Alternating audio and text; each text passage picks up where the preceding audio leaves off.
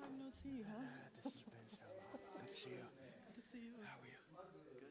So you're a government, not technical Yeah, but we community. are allowed to sit in to see what other stakeholders say. So I find my place in the back, Okay, yeah, that's why I'm also sitting in the back.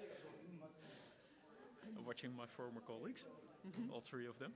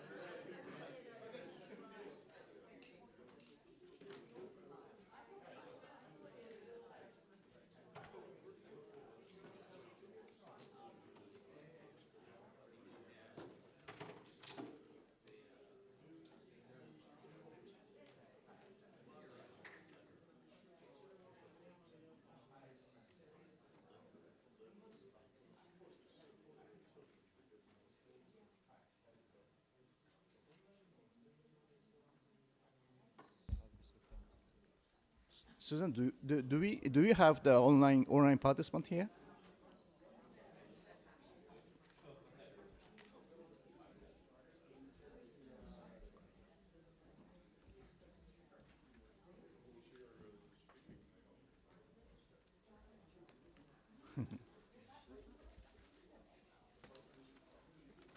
多分今チェックしてると思いますね。はい。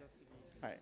投影資料はどういう形でパソコンでそのままケーブルでつなげられる。あ、なるほど。ズームのリンクがあれば、ひょっとして、ズームのリンクで出すんじゃないかな。ズーム上はい、ズームで、はい。はい。いや、もう別に発表する人いないので、はい、はい、ブレイクアウトルームで、はい、そうですね、ディスカッションするっていうだけで、資料は、まあ、これが資料だとなることはあるんで、例えばそのテーマとなるドキュメントというのがあるんで、そういうのは出す可能性がちょっとあります。はい、パソコンから、まあ、出すんだったら出すんじゃないかな。わかりました。あちらテーブルの一番端のところに、はい、差し込むところがあそこね。なるほどね。わかりました。はい。わかりました。こちらで USB をお借りしてっていう。なるほど。それは多分ないと思います。はい。あったらわかりました。はい。はい。Q&A というのが、まあ、ディスカッションですので、だからプレゼンターがいて Q&A があるっていうんでもないので、はい、もう、はい、単なるインタラクションだ。はい、照明ももう落とされたりしないですか。もうこのままでいいと思います。はい。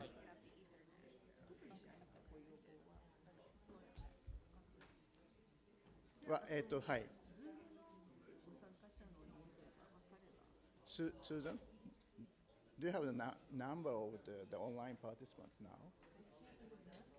Okay. So I don't have it. It's on the schedule, but I'm unable to connect. 今、Zoom の画面とか出てくるんですかね。それを見るっていうことの方がいいような気がします。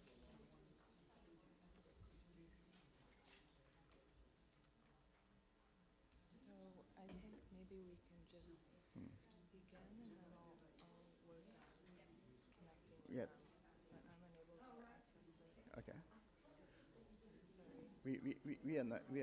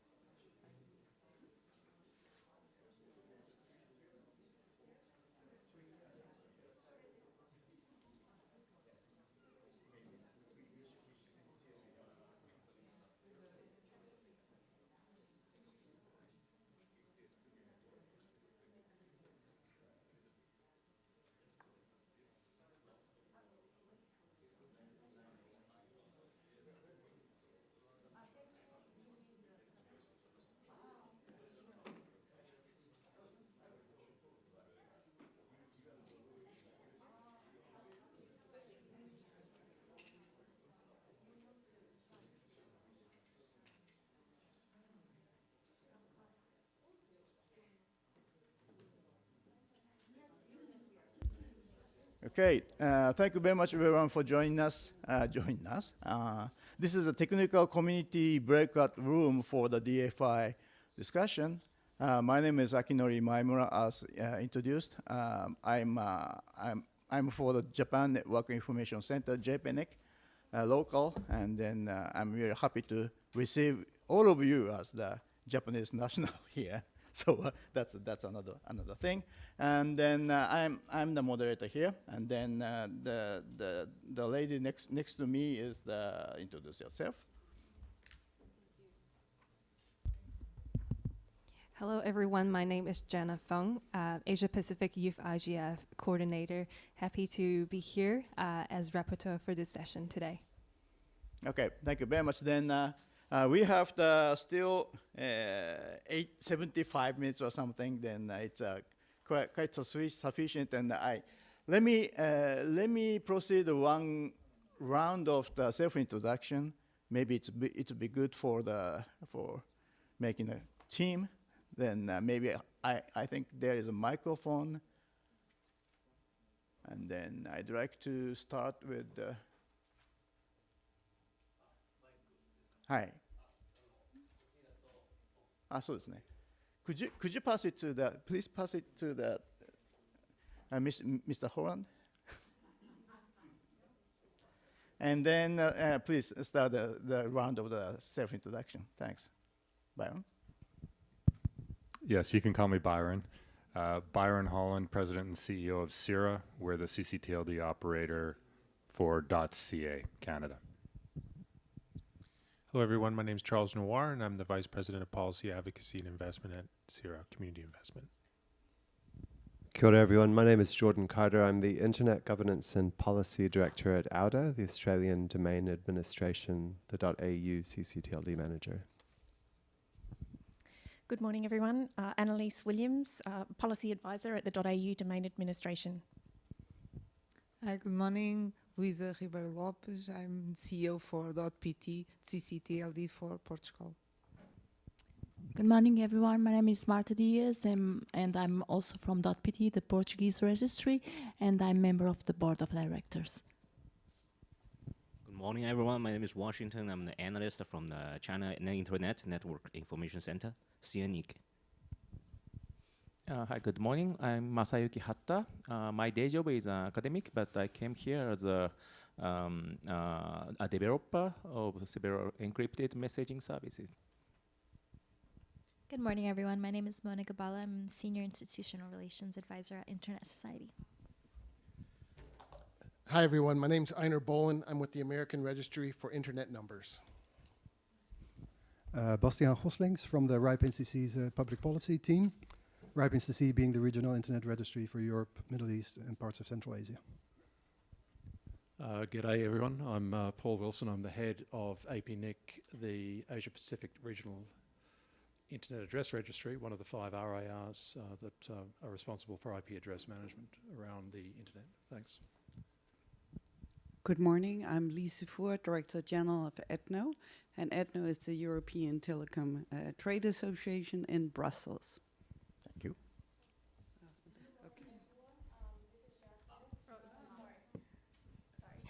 Good morning, everyone. This is Jasmine from .asia. We're based in Hong Kong as a registrar. Nice to meet you all. Good morning, everybody. My name is Enrico Calandro, and I'm the project director of Cyber Resilience for Development. It's an EU-funded project dealing with cyber capacity building primarily for national research. Good morning, everyone. I'm Tilna Disanayake from Sri Lanka CERT and working as cybersecurity specialist in capacity building research policies and projects. Thank you. Good morning, Sandra Hoferichter from Eurodic, which is the European IGF, but also chair of the board of Eurid, the registry for .eu. Good morning, Maarten Botterman. I'm an independent strategic advisor on internet governance matters and future internet, but I'm also on the ICANN board. And I'm also in the GFCE capacity building events for III around the world, which is truly good because like the national and the regional IGFs, it provides so much insight how diverse we are. And last but not least, I'm chairing the DCIoT. Good morning, all. My name is Catherine Townsend. I run Measurement Lab, which provides the largest open data set about the performance of the internet around the world. And I also advise the World Wide Web Foundation's policy and research started by Tim Berners-Lee. Good morning, everyone. I'm Jodie Anderson. I'm the Internet Governance Lead for Internet New Zealand. We are the .nz CCTLD. Kia ora tātou, I'm Vivian Maderborn, also from Internet New Zealand. Good morning, everybody. My name is Susan Chalmers, and I lead the Internet Governance team at the National Telecommunications and Information Administration at the Department of Commerce. Thank you. Good morning, everybody. I'm Len Hawes. I'm the Senior Technology Advisor for the U.S. State Department's Cyberspace and Digital Policy Bureau. Thank you very much. And then some people are back are here. Then if you don't mind, please join to the front front table. But the mic is now going around, and please introduce yourself, please. Yes, my name is Julius Endert from Germany, from DW Academy, from the German public broadcaster Deutsche Welle. Thank you. Good morning, my name is Marco Wagwan. I work for the Dutch Ministry of Economic Affairs, and I used to be technical community. Good morning, my name is Bertrand Boya. I'm from the World Bank, Washington, D.C.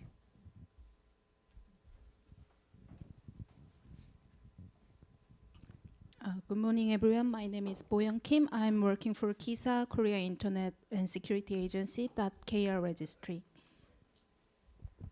Hi, good morning. My name is Hyuna Choi, and I'm also from KISA from Korea, and I'm in Korean policy team. Thank you. All right. Thank you very much, everyone. So let's start the discussion. And then I remember, but I don't remember I don't remember some part of that. The Eileen mentioned about we have the 3 or 4 themes for the discussion. As I understand, I am one is the priority, second process, and the measurement of the success, and who remembers that remains. What is that? Cooperation modality. Okay, we have the 4 themes to have discussed, and then maybe it would be good to have the divide the hour. Right now, I think we have the still 70 minutes into 4, so that means the 15 minutes each, and some the extra time. So that's in that way, I'd like to suggest you to start with the substantial priority of the DFI.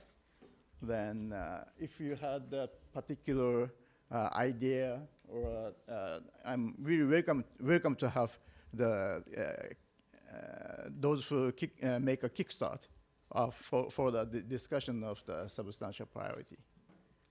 Anyone?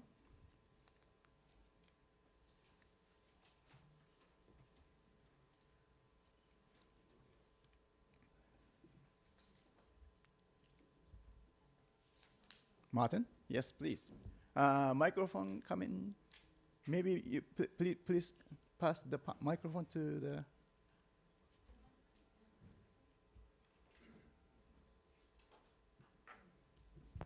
This one? Yeah, thank you very much, Martin, for please state your name. And then, yes, Martin Botteman.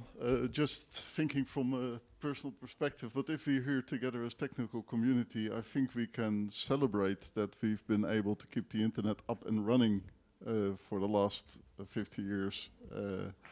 And I think the most important thing for us is to make sure that we can continue doing that, and let not the internet fragment by handing it over to another kind of governance than what we've been doing together.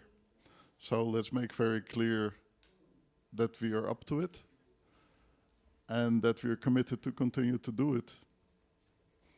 And maybe our emphasis is less on the first principles than to the third, fourth, and fifth. Just thinking out loud here. Okay, thank you very much. Does anyone?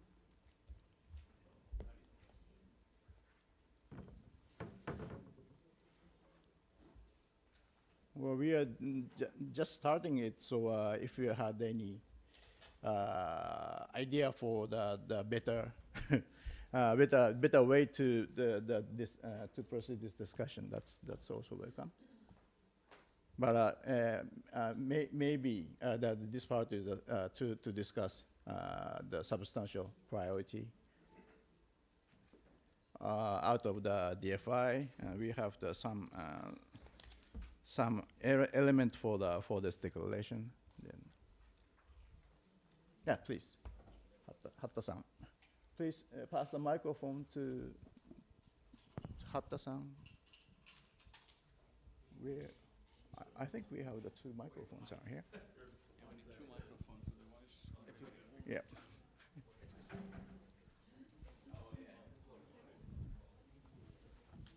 The other microphone. Ah, there. Okay. There are two. Thank you, Hannah. State your name first, then, please. Okay. It's kind of ice-breaking thing. I think DFI is a good first step, but I personally regret that it still has not expressly mentioned the importance of encryption, end-to-end encryption. Also, it implies it. As you know, encryption is the foundation of the internet, but I think it's now under the attack, like recent UK online safety bill or EU's move, the US's move to regulate end-to-end encryption. So I really want to know what you think about the encryption or policy, encryption policy. I think the legislation of protection or something of encryption be an indicator of success for a DFI. Thank you very much. Thank you very much. Adding to that, it is all about data security and the privacy part. Again, please, with the microphone. Hi, my name is Tilnam from Sri Lanka. I think it's all about data security. So under data security, it's about encryption and everything. So we can focus on the data security and the privacy part of, yeah. Okay. You mentioned about that importance then, yes. Any other points? Okay, pass the microphone to that. Yeah. Thank you.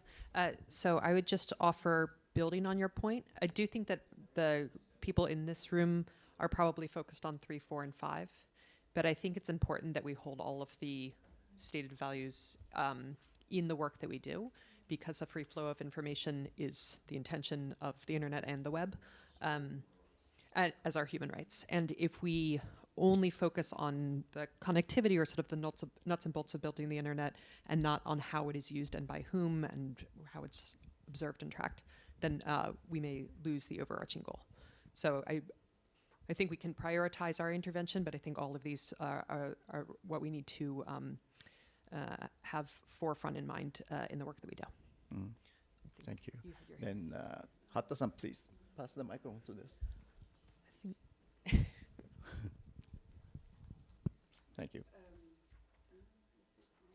Yes. Up. Okay.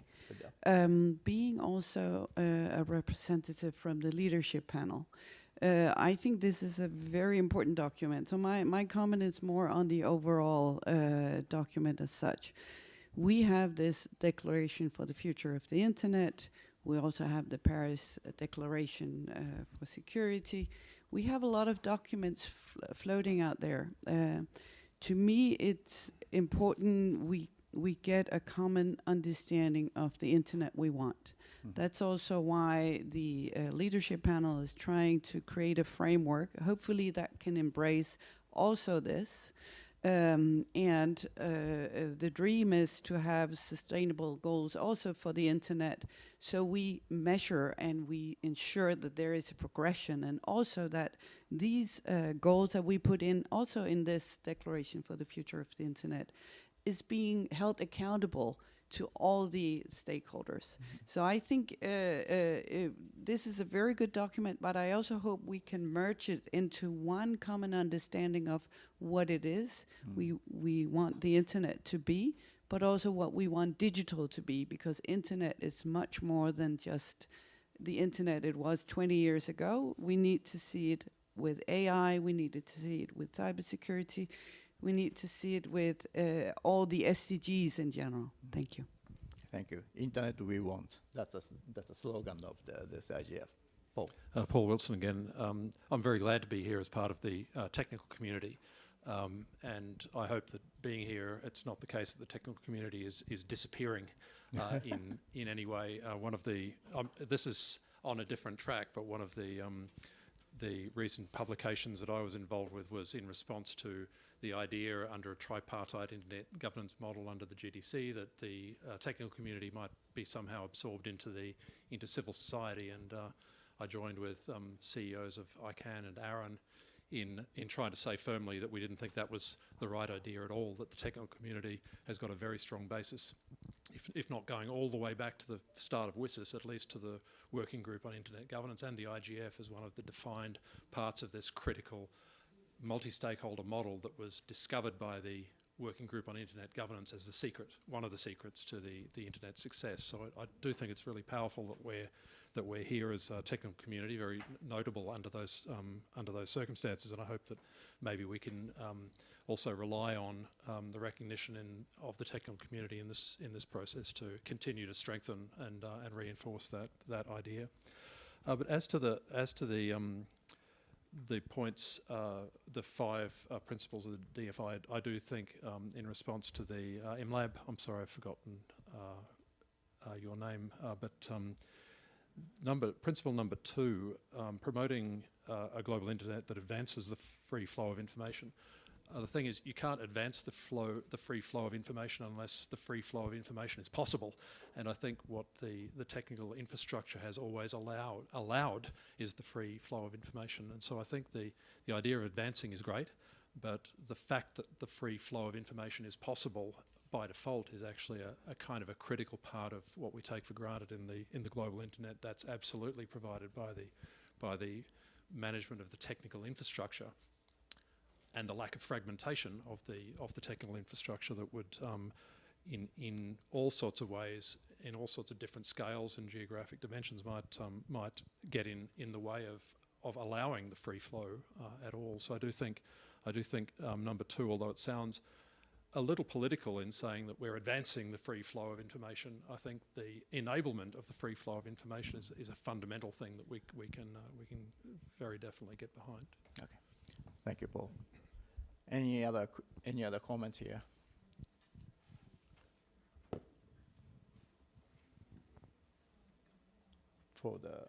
Okay, please.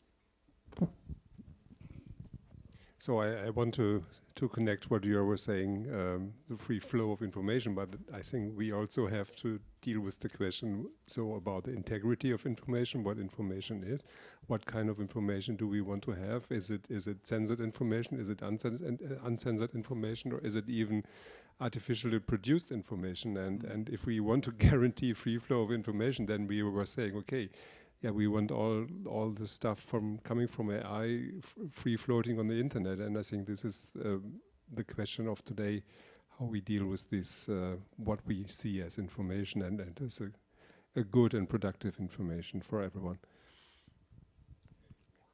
Thank you. Yes, Jordan. Mic is for the gentleman. Thank you. Thank you. Just a couple of observations to add into the discussion. I think when I read this declaration as a CCTLD operator, it wasn't clear that there were any changes that were being asked of us in what we do. So I think that's actually an observation I've borrowed from my colleague next door, but it is an important one to just note, because it can lead us into the trap of sounding conservative from this community about saying that everything is fine. So I want to loop back to the first comment to say that we do need to be engaged with these higher level issues around development, around human rights, around the positive potential of the internet as a technology stack. And that comes partly to Lisa's comment about the connecting things to some SDG-like goals, so that we can show that there is a positive impact from this kind of internet, and that our niche as a technical community and operating it consistently and stably is just by itself a contribution to the global public interest. The only other comment I'll make is that the declaration itself does represent, in the nicest possible way, a form of governance fragmentation. We have this multiplicity of different tools and statements that come. And I think that's natural in the kind of choppy geopolitical waters that we are in. But I think that we should lend our voice in an organized, structured way as a technical community to advocate for a more harmonized and consistent global framework to make life easier for us and all of the other stakeholder groups, so that we don't have to engage with 20 different declarations or 20 different processes. And ideally, gluing it around this very IGF framework that we're all here to be part of today. So just a few things to add into the mix. Thank you. Next, Byron, please. Sure, thanks. And I would definitely support Jordan's comments. One of the, when I read the declaration and I read these 5 principles, of course, intuitively, they make sense. I can support them. Mm-hmm. As a technical operator, and if I often revert back to one of my favorite images, which is the 7-layer stack of technologies, and where we as a DNS operator in particular, as a CCTLD operator, what do we really do? We run a registry, we run the DNS, different CCs have different flavors of what they do. But as a DNS operator ourselves, trying to maintain an independent, fair, trusted, unbiased technology layer that we provide to all others as the foundation upon which they build their presence on the internet, however it is, whatever it is. To me, that is the critical job that as a DNS operator, CCTLD, that we're engaged in. And while of course I want to advance and promote and protect and do other things, I'm often concerned that as a technical operator, when we drift into public policy oriented activities, it puts us at risk as a trusted independent technical operator. Of course, I and many of the people in my shop have very strong thoughts and ideas on how the internet should be operated, but it's a fine balance between being that fair and trusted technical operator and taking particularly strong advocacy positions. And I'm not saying we don't. In fact, we actually do in a domestic way. But I think it's worth noting the challenge and the fine balance that as technical operators we kind of ride on, because it's easy to tip over and then start to become more biased on a particular policy issue, and in our own domestic environment that may put our independence as a technical operator at risk or make it suspect. So I just, I'd like to get other technical operators' thoughts on that. How far do you stray into non-technical issues?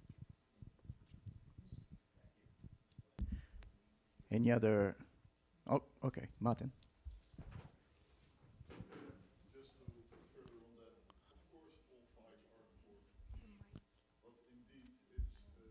Mic is on, Martin? Please check.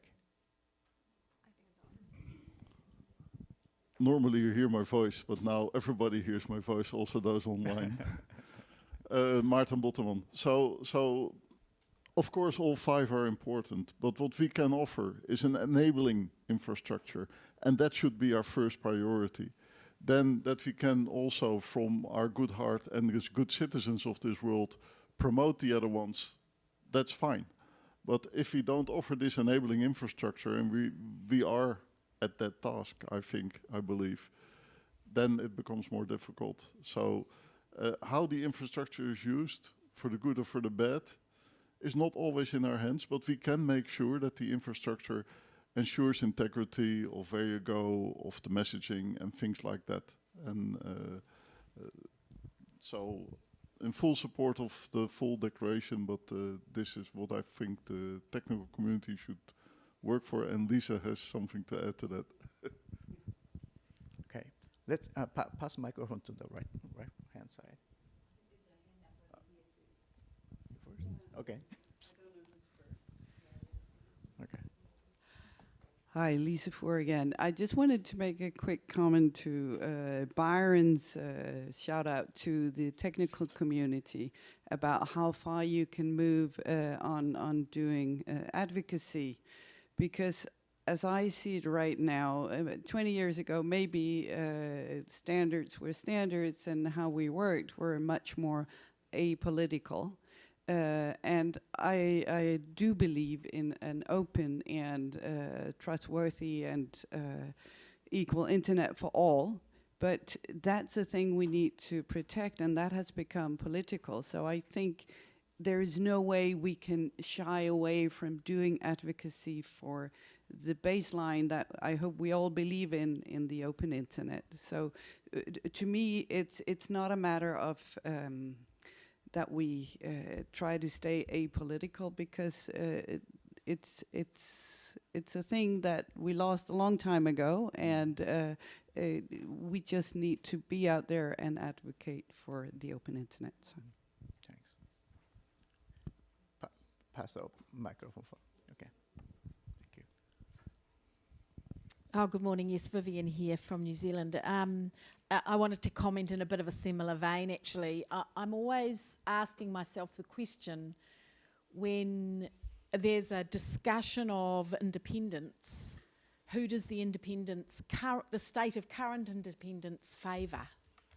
Because there's always a bias in what we're doing. And, you know, yesterday I spent the day at the Women and Girls, including our whole diversity workshop. And I was really struck when the government voices joined that forum that they started off saying, we really need you. And this morning the same, you know, we really need you. But it's like, that's the end of the invitation. I'd really like us to get to, okay, so what does the technical, Jordan, I want to really jump off your invitation into, so where do we bring how we would like it to look in terms of all these processes from here? So I feel like I want to really support your comments about, look, these principles are all great. It's whole. It's a whole. None of them will work without the others really well. Now, what about the process of bringing that forward? We've got the GDC, we've got all these things. So as a technical community, Paul, you've mentioned don't forget the importance of the technical community. So I'd love us to talk about how do we want to operate and work and pull together the thinking that goes into whichever of these, I'm still learning about all these sets of documents, and I don't yet understand how they all relate. But it does feel like the technical community is a constant across all of them, and we need to organise to bring our thinking forward. Thank you. Thank you. Hi, Lynn Hawes. I'm relatively new to the government process. I've only been there 10 years, but I spent 40 years in the technical community.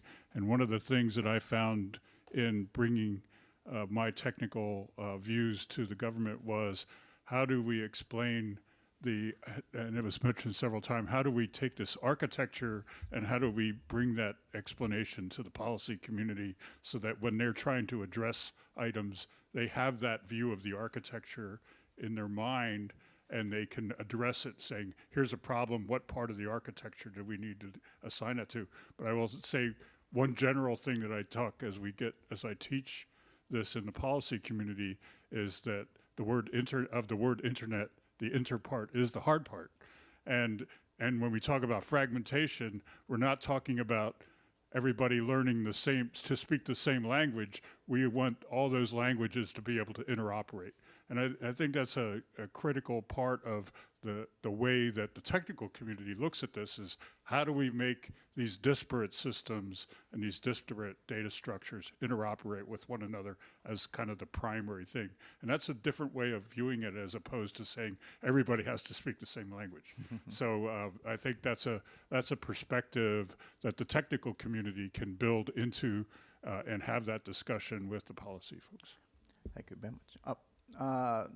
Okay, Susan, please go ahead. Maybe the online intervention.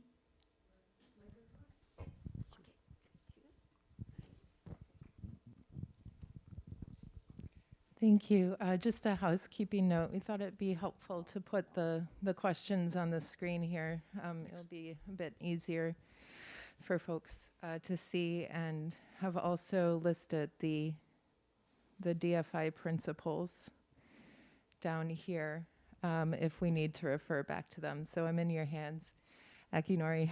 I don't seem to see any questions in the chat at this point. Okay, thank you very much. The next speaker is next to me. Okay. Thank you very much, Wolfgang Kleinwächter. I want to comment on Byron and Lisa about, what is the fine balance, as Byron has said, between to be apolitical and technical, or political, and how far you can go. We had this discussion 20 years ago in the WCAG. Paul mentioned it, and we came out with the formulation in the definition of internet governance, where we differentiated between the evolution and the use of the internet. So the evolution is certainly related to the technical layer, where we use all the same protocols, and the use of the internet is to the internet-related public policy issues. There's an interlinkage, but these are two separate shoes, and we have to be aware both on the interlinkages and the differentiation. The problem is, in the early days, this one world, one internet philosophy relates mainly to the technical layer, and the dream was 25 years ago, this will, go up to the application layer. But the reality is, and we have faced this reality, that we have 193 different national jurisdictions on the application layer. And the risk, what I see now, is that there are some governments who want to translate this 193 jurisdictions model to the technical layer. I think this is a challenge. And insofar, we have to be very careful in saying, what is part of the quote-unquote national sovereignty of a country, where we can advocate or support groups. But the strongest instrument for technical community is if they speak with a united voice. I think 10 years ago, after Snowden, there was this ISTAR meeting in Montevideo, which really had a tremendous impact. What I've seen in the last years is that the technical community is not operating anymore in a united form, so there is no permanent meetings where raise the voice in policy meetings like the open-ended working group in the United Nations or the negotiations on the Convention on Cybercrime. So there is one single voice from one technical community. If the technical community acts united, then they have a much bigger impact than to do it in a single way.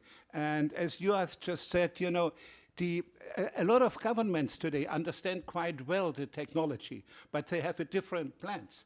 They have different intention. So it's not anymore we have to teach them, and we have to inform them about how it is. So we have to be united as a technical community and to say, this is what we have to save, and this is probably a good guideline to find the right balance. It's difficult to find the balance. We have to differentiate, but we cannot be, as technical community, be apolitical. That's impossible.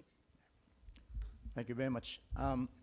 As Susan reminded, we have the substantial priority was maybe intended to the priority among the 5 principles, which is raised by her. And then if you get the paper handout, then it is described in the overview part. Then with that, if you need to articulate the priority, then it is welcome. But as I said in the beginning, we have the three other aspects of the discussion, and then I'd like to encourage you to do make your intervention for the cooperation modality, please.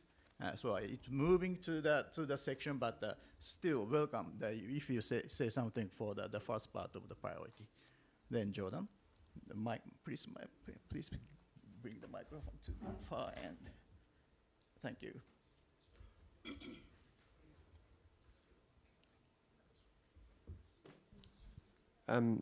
Thank you, Akanori-san. On the cooperation modalities, I think it's important to pick up on what Vivian and Paul and Wolfgang have all said in slightly different ways. When you think about the technical community organizations, we're often very focused on our narrow, focused remit. And we're often within our forums and debates that we have focused on, we have guardians and guardrails. You know, ICANN must not deal with content is a classic example, right? And so the forums where we come together with a broader focus to look at these higher level principles seem to be really limited. This is one of the main ones that happens, the IGF process. But even here, we often end up in rooms with each other, where we're not necessarily trying to hammer out a common position together. Whereas, you know, I remember my first IGF in Bali, the civil society groups had a whole day of working out shared positions in advance to then advance through the process.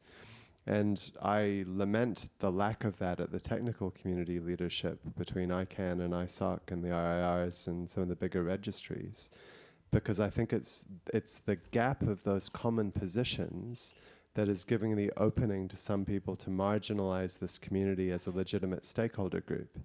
If you're not exercising your voice, eventually people are not going to expect you to, and eventually they might write you out of the script. So to secure that vital role, which I think there is for the internet technical community, because of the principles that we've advanced and our ability to be a guardian of the layer that Byron and others have talked about, we do have a responsibility to collaborate in new ways. And if we were to do that, I don't think we're going to solve that today, it would mean that the cooperation modalities of initiatives like the DFI would have something to attach to, some group to talk to, some stance to refer to. So I think there is a leadership role that's crying out to be played within the technical community to pull this together. I don't know if it's another Montevideo statement. I don't know how it is or what it is, but I feel like I see the absence of it, and I just wanted to put that very squarely on the table. Thank you. Thank you. Next one. As a moderator, I usually need to focus on moderating, but I have some say for that part.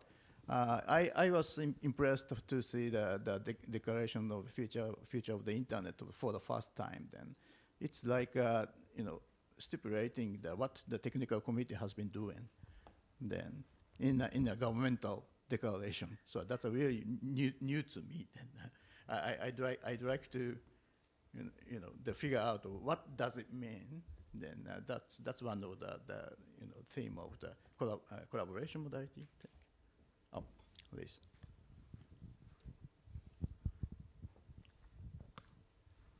To Jordan's point, I completely agree that the technical community needs also to take some leadership in this.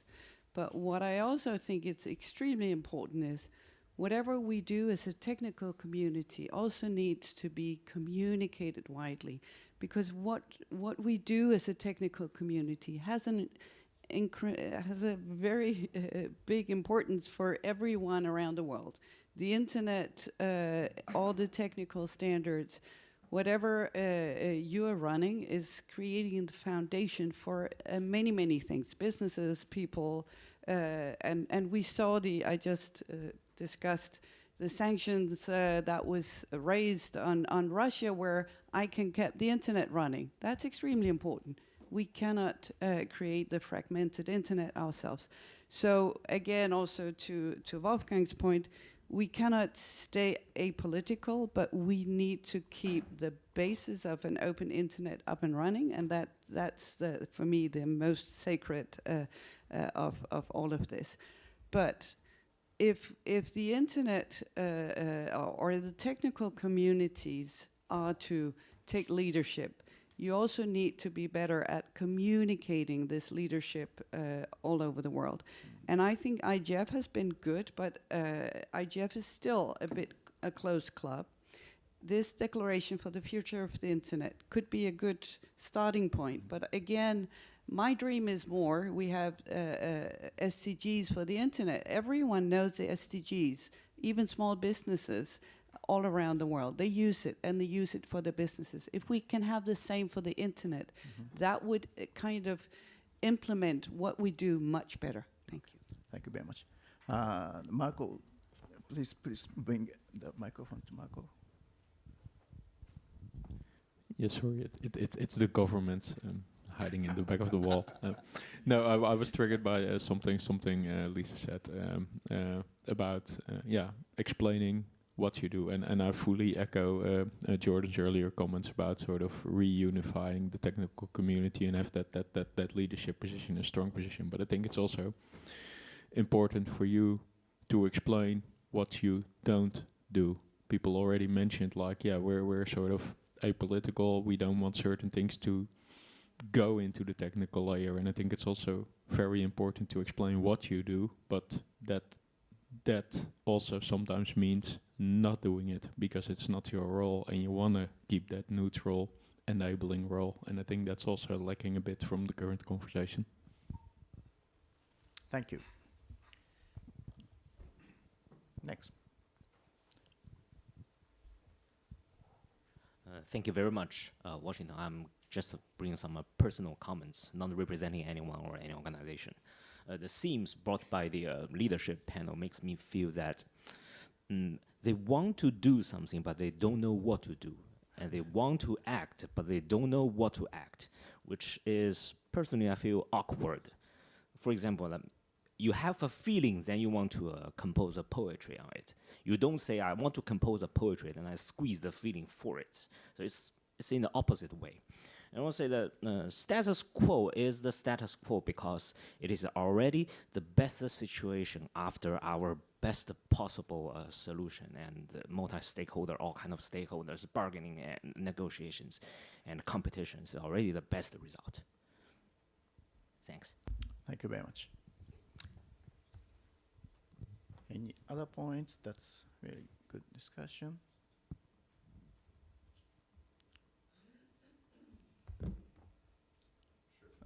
Byron, thank you. Thank you, Byron Holland. I guess first I just want to clarify. I didn't say we should be apolitical. My point was about how far do we stray from what our task is in layer 3. Of course, we're going to have political decisions to be made and political perspectives on the operation of that space. It's really more about, do we stray up to layer 7 and have thoughts and comments on that? Maybe, maybe not. But as we do, we run greater and greater risk of compromising our both real and perceived expertise of running the foundation of the internet. And that's a risk that we take when we stray too far from our core remit. I think that it's also valid to say that over the last handful of years, perhaps COVID and years prior, that in the post-Diana world, many of us went back to our respective organizations, home countries, and focused on our core tasks. As a result, we don't have as unified a voice as maybe we had, let's say, through the IANA transition, as an example. When it comes to working together as a community, I think that's a very good point, that we're maybe not doing it as much as we had during that period.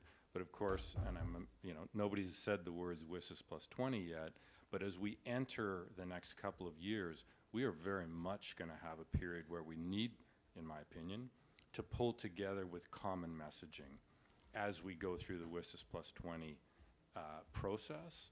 And I thought it was interesting that this I think the American representative said there's 70 signatories, roughly, right now. When I think back to the WICIT in 2012 and how that broke down, it was roughly 70 who supported the WICIT in 2012. We're probably going to have something similar in nature as we enter or go through the WSIS plus 20 process. And I think when we're thinking about community, when we're thinking about voice, when we think about what our core role is, it's going to be very important for this community over the next 2 years to try to come together with common voice and be sharing that voice through the WSIS plus 20 process, which is very much going to impact us, potentially. And I think it's really our role to share our thoughts, perspective, and expertise in that process with all the communities, because 70 have signed up for this. There's 193. There's a whole bunch who don't share the views that have been espoused so far in the last half hour or hour. And it's incumbent upon us to be advocating for our views. Thank you. Thank you. Please bring the microphone to this. Thank you, Paul. I want to make a comment on a slightly different track, which is about practicality and resources, because we seem to be telling ourselves that we've got a lot of very important work to do, and the work's becoming more and more complicated and more critical. The technical community, I'm not sure what we think it includes, but if we look at if we look at who's actually contributing, then I find a lot of this work is being done by the non-profit technical administrative organisations, the ICANNs, the RARs, the CCs, and so forth. And I'm not sure that we've got the resources to do what we're telling ourselves is so important, and I'm not sure if we're yet selling the message effectively enough to actually gather the resources to do what needs to be done.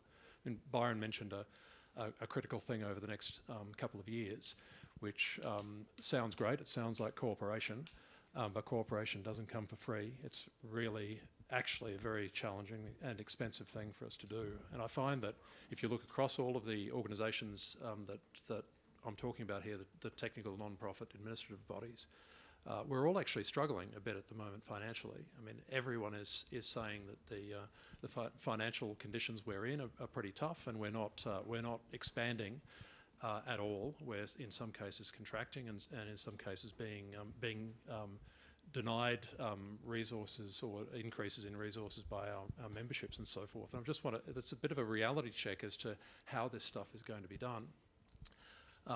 In supporting the IGF, I think something that people may not know, but the NRO, being the collective of the RARs, has been the one consistent contributor to the expenses of the IGF Secretariat ever since IGF started. And there's actually nobody that's contributed more than we have on that IGF fundraising effort. And yet, over the 20 years, we're talking about an internet that's become many times more valuable, many times more profitable, many times more complex, and yet I don't see a change in the way the critical work that we seem to be talking about is actually being funded, frankly, and being resourced. And it really is a sales job that frankly, I would say all of us internet technical organisations actually need quite a bit of help with, if not actually active contributions to help us to do the work that we seem to think still needs to be done. And I mean, we all know that there's, within the RAR community, there's been an RAR in crisis for quite some time. It's just one more example of how times are changing very dramatically. Costs are rising very dramatically, and I think we're fooling ourselves if we think that we're going to be able to do very much more than we're currently doing. For instance, in being here and being at other gatherings and coordinating to the extent that our resources allow us to do.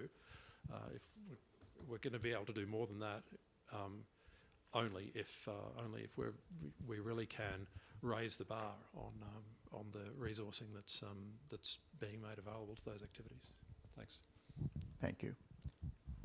Bring the microphone to the middle. Thank you. Okay, I appreciate being able to intervene here as I'm still formulating a bit. The space that I would caution about prioritizing resources, because we need resources, and I hear what you're saying that you've already put a lot in, is that we're actively seeing now a lot of countries and a lot of governments that do not hold point 1 and 2 at their center are at the forefront of providing resources, and they're providing it in this venue that we're in, the conversations that are hosting this year and next year, and they're influencing a lot of the spaces where internet governance happens. And so if we say that the most important thing is to chase funding, which I don't think is what you mean, but you are saying we need to figure out how to get funding resourced, we're going to get pulled away from points 1 and 2 pretty dramatically. And so I think, I think Lisa's sort of call to arms a bit about like, we need to have a goal that we can rally around. We need to have metrics that we're going towards. Because you're right, when we have these fragmented organizations that are under-resourced, part of the strategy is to have us be diluted in as many spaces as possible. Because we're not able to work as effectively, and we're stretched, and we're sort of overextended. So when we have a common goal and we have a common mission that we're working towards, then we can take small pieces of that and drive forward in it. And if we have some metrics that we're measuring and data that we're making public about it, then I think that we can at least feel that we're working towards a common cause and have that leadership voice in there. And as somebody who works with a person who made a very large contribution to the world and did not monetize it, it makes a big difference when you have money and when you do not, how long and how wide your voice carries. And I think we should just pay attention to whose voice gets to be the loudest in the room. Thank you. Thank you. Can I just add to that? And yes, World Wide Web has contributed greatly to this becoming so popular. Otherwise, we just have the connections and still the typing on the command line, which wouldn't have made it as popular as it today. So fully recognizing that. It's not about the principles, I think, and it's two roles we all have here. One is as citizens of this world, and one is as technical community to make certain things happen.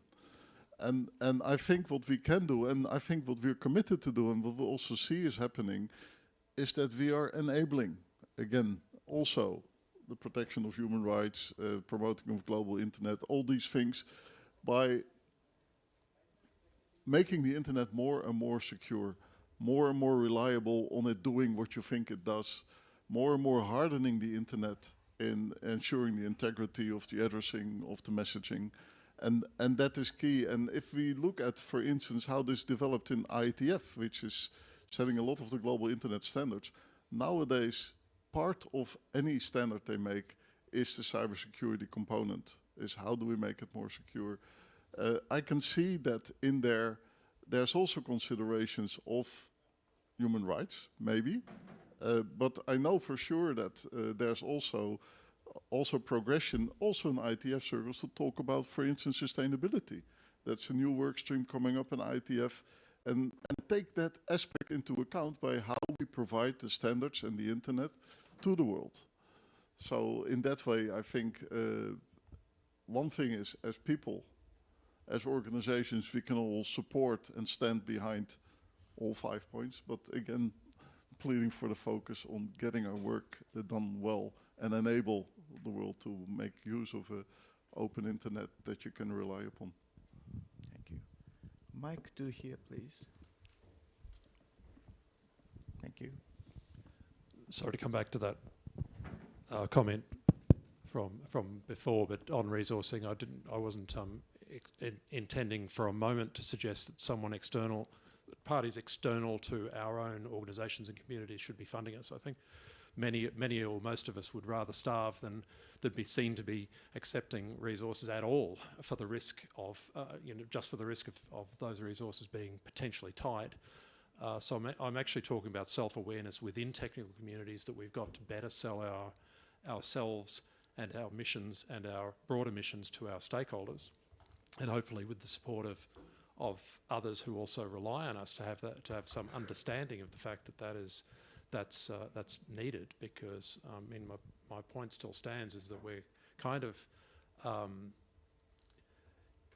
it might seem in some way that we're starving ourselves in not being able to sell properly, fully to our communities, but we've got very diverse communities, and we've got different debates going on. We've got people who say, well, RIRs shouldn't be charging any more than the sheer cost of maintaining WHOIS records.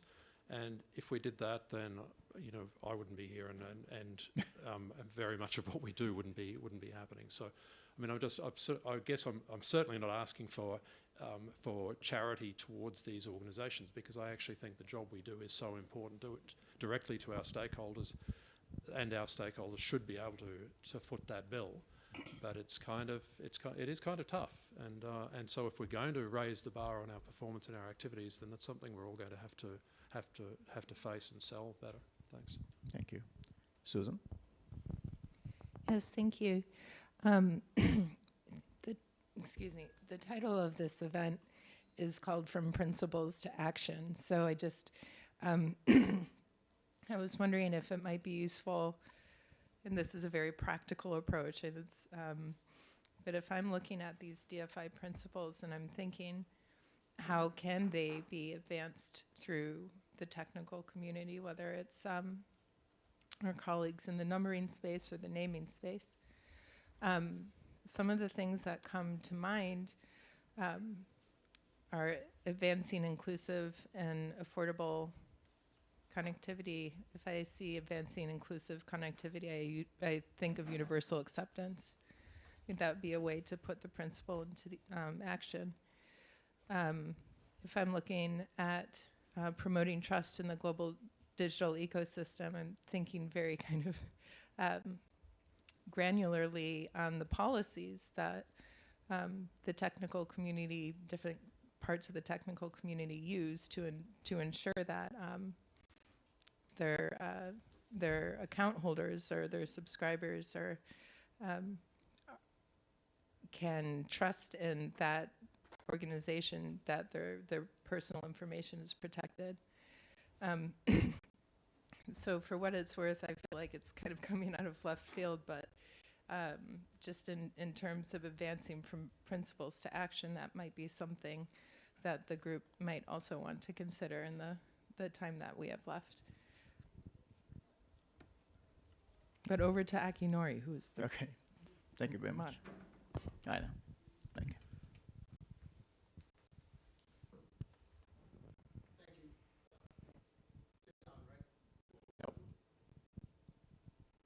Is it on now? Sure. Thank you. Einar Bolin with Aaron, one of the RIRs. And thank you for that intervention, Susan. One of the things I was thinking about when I looked at the principles, which I hadn't looked at in over a year, actually. And so thank you to the governments for organizing this session on the DFI and bringing it to our attention again. One of the things I realized is that my organization's mission statement actually covers, to a certain extent, 2, 3, 4, and 5. We don't cover human rights in our mission statement, but we do cover those other 4, and we are held accountable by our members and our community. And I can report to our community what these principles are, but I can't tell them to implement them. That might take an attendee or a participant in one of our meetings from a government to come and say that what these principles are and request that our members implement these. I'm just thinking out loud on some of these things. Thank you. Thank you. Please.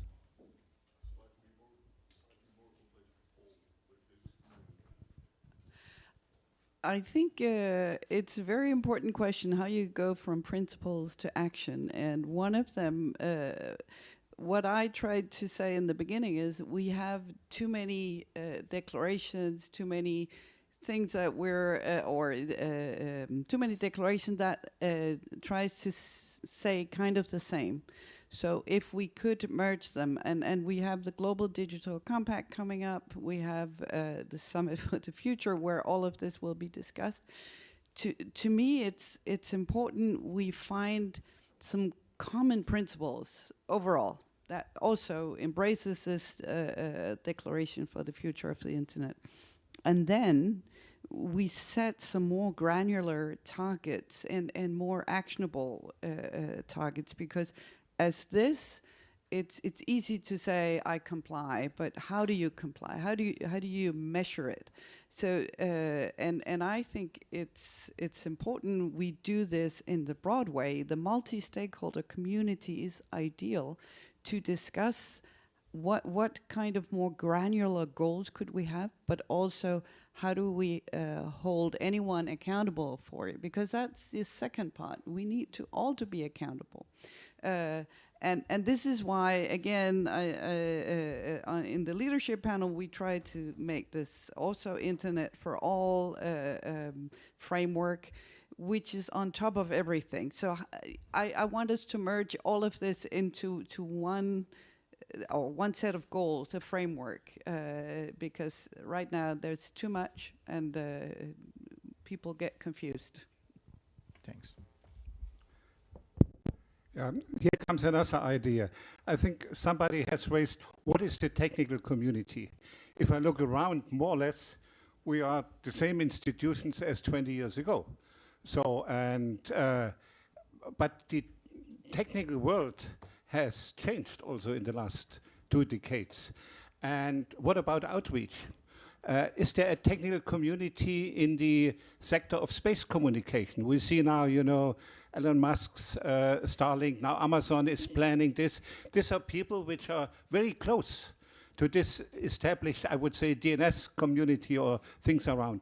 What in the mobile communication field, you have also a lot of technical communities. So I think they are challenged. These people working there has nothing to do with the IGF or with ICANN, but they are facing the same global problems raised in the DFI. So it would make sense, to start enhanced communication and leading to also enhanced collaboration with these other groups. And a final comment, what I have also experienced in the last years is, while everybody agrees, at the end of the day, you need somebody who pushed for the process, a leader. That's why we have the leadership panel. And insofar, it's also a question of leadership in the ISTAR community. Thank you. Thank you. I would just like to respond to that on the composition of the technical community, because it might look much the same, but it actually has expanded in diversity and in number. And the CERT community, for one thing, if we include those, have grown in number greatly over the last 20 years. And this is only sort of increasing the need for what you're saying, Wolfgang, is that that bringing together this community actually is more challenging than it was 20 years ago, for sure. Because there are CERTs, there are also network operator groups and numerous others that are increasing in kind of a number and in diversity and in their own individual challenges. Thank you. We have another 15 minutes to conclude. That's a time limit, and then yes, we are discussing quite a bunch of overall situation, not only the priority and the modality, and we still have the process and the measurement of the success. And then please keep that in mind. And then if you have comments, please raise your hand and make it.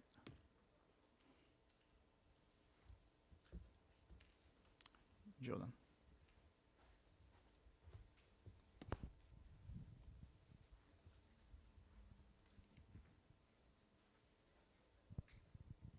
Thanks.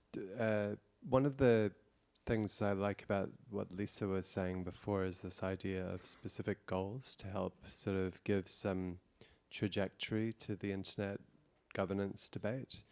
Auda referenced that suggestion. I can't remember if we gave you credit or not, Lisa, in the Internet Governance Roadmap we published in August, because it seemed to us it was, if we could elaborate some goals like that, it would give the the bigger and broader digital policy debate something to connect with the internet governance debate about, and that was sometimes missing. Sometimes it feels a bit like we're in our cave, we're in our sort of deep tech, even though it's not particularly deep tech dialogue at an IGF, and there are lacks of hooks for policymakers to understand what we're trying to get at.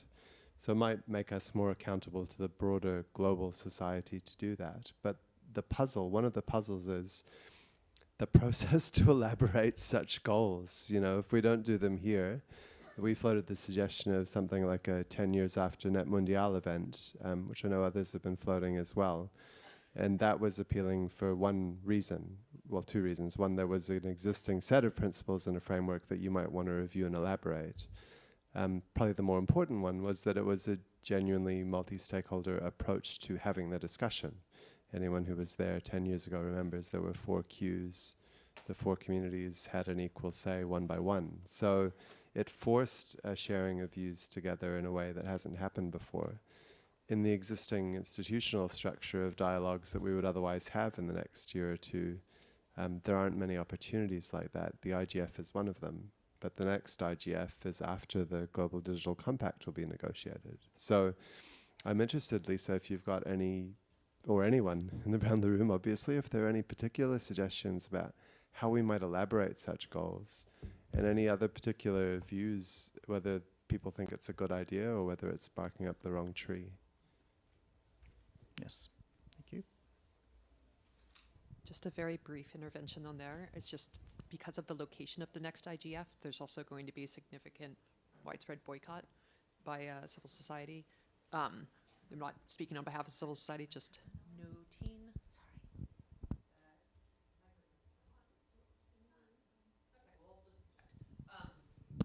The point. Okay, we're trying. Okay, just the point of to say I wouldn't necessarily rely on this as being a space where we could have a significant co-equal multi-stakeholder process. So yes, anything in the interim would be welcomed and appreciated.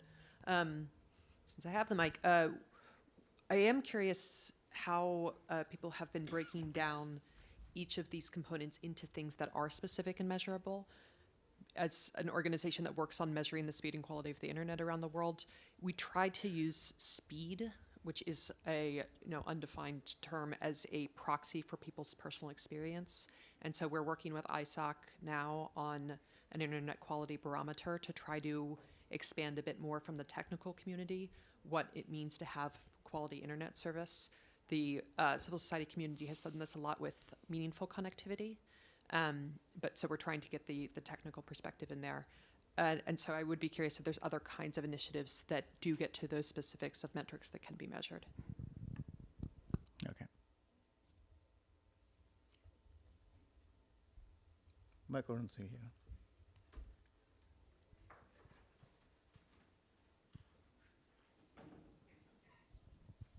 Yeah, thank you. It's Anne. Bastiaan Goslings, RIPE NCC. In listening mode until now, thank you very much. Very interesting discussion. A lot of stuff I agree with. Thinking, in terms of measuring success, I look at the list of partner countries, right, that undersigned this declaration, and that's probably already indicative of the geopolitical context, all the tensions surrounding it. So hopefully being positive, measurement for success, having more, and maybe some more surprising countries undersign this and commit to it. And then when committing, I'm thinking of accountability, right? Opening up for a multi-stakeholder process now, but it's countries that sign, governments that commit to this. I think as an idea, it would be nice in terms of being accountable. Okay, you commit to these principles, but is there then also in terms of when within a jurisdiction or a country, comes up with regulation, legislative initiatives affecting the digital sphere, can you actually check, right? Is there a way to actually see in advance whether you are committing and sticking to the principles and not doing anything detrimental there?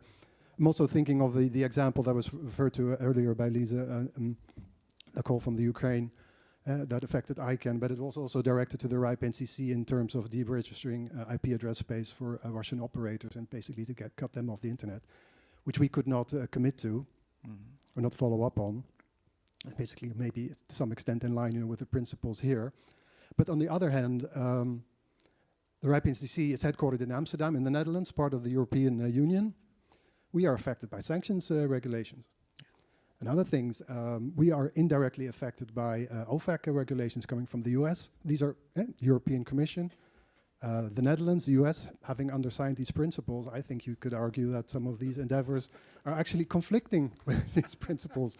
So it's about accountability here. And I'd argue we need to get something there and hopefully make that actionable. Thank you. Thank you. Lisa. Lisa. Yes. Two quick comments. One to Wolfgang, that we should have a broader involvement, completely agree. But we need the car industry, the insurance, the banking, they all relate on technology now, they all relate on AI. There are a lot of industries that need to be here that are involved in what we do. The second one was to Jordan on how to create these goals. We need to do it bottom up, but we also need to have a framing first and then have the reaction from the bottom up community, but also be very respectful of it. Because if we start on a blank sheet of paper, it's never gonna fly, it's gonna take years. We don't have years, we need to go there now. And how to do it in the most respectful way, I don't know yet, but I'm trying with the leadership panel to create a process that we can come out and suggest for this community and others. I'm going to sound like a stuck record, but on challenge, I really do think a major challenge we've got here is to resource the public interest efforts of this community in this environment, which is so much more complex and challenging and multidimensional. Jordan mentioned a plethora of documents to respond to, right? We're not going to be able to unilaterally do anything about that. We ignore them or we respond. Lisa mentioned the people who should be here and need to be reached.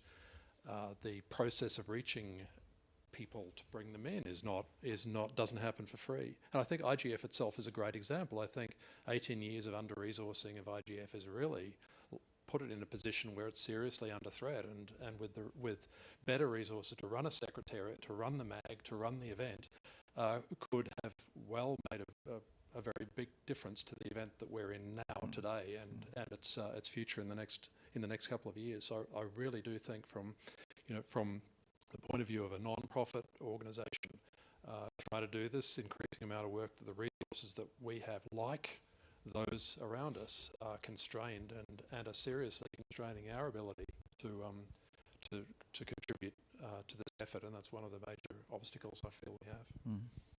Okay. We have the 5 minutes remains.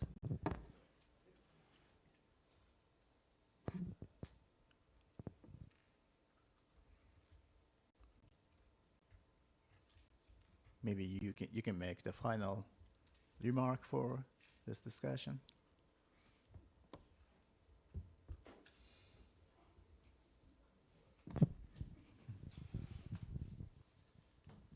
Testing. Yes.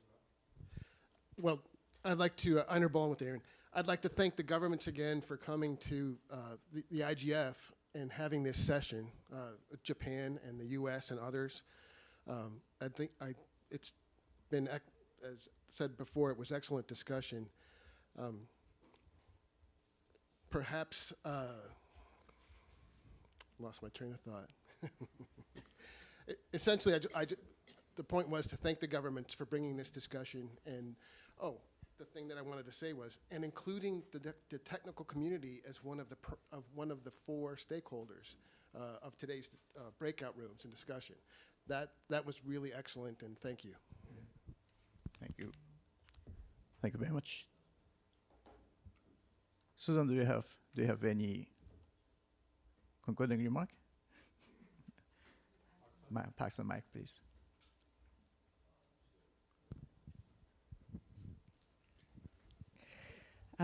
Just to also thank you, everybody, for coming together and spending this time to discuss the principles. When we go back into the room, we will have a brief readout from each of the breakout groups. And then Special Envoy Donahoe will try and tie everything together.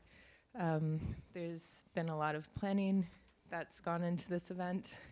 And I personally am just very excited about putting the report together and putting the messages together. So really it's just offering my thanks to everybody for being here. All right. Thank you, Susan. Thank you very much. The quite valuable intervention. And then that's thank you very much for supporting me as the moderator. That's quite, you know, the first time that you didn't really speak up, but you know, 5 minutes is just enough to have the, you know, full speed of the discussion. Thank you very much, and then we will resume in the big room in 20 minutes. Thank you very much.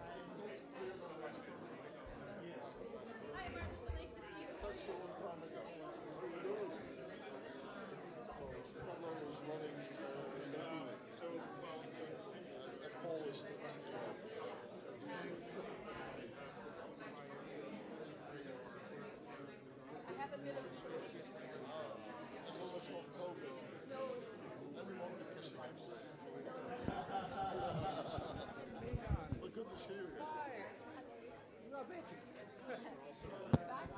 I'm so sorry I missed it. Okay. You're tired. Okay. But still active.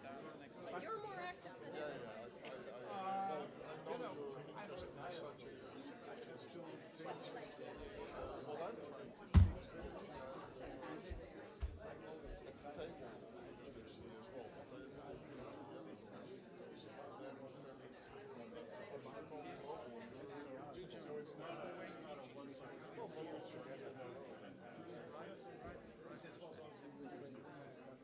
And the other thing is, yeah,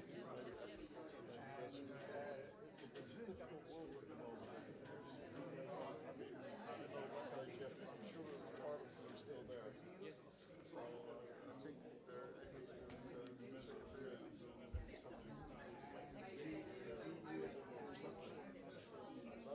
that's what I mean, I talked to the veterans on ground.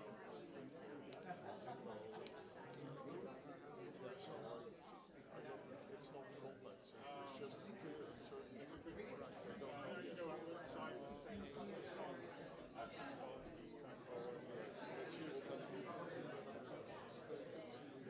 Likewise. I asked Paul.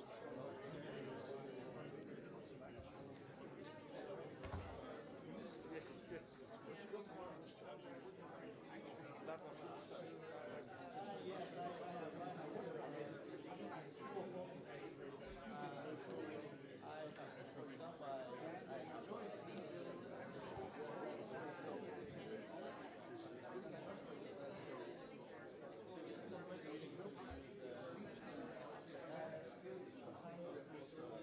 Congratulations, it's a big success.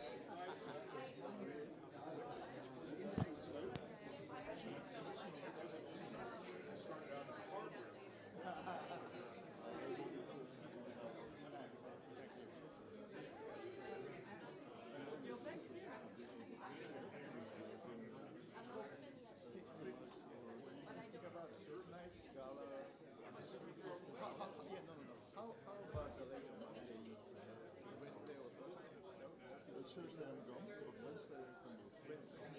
Okay, Wednesday for this month. Alright. And then, you pick a place. Let me pick up.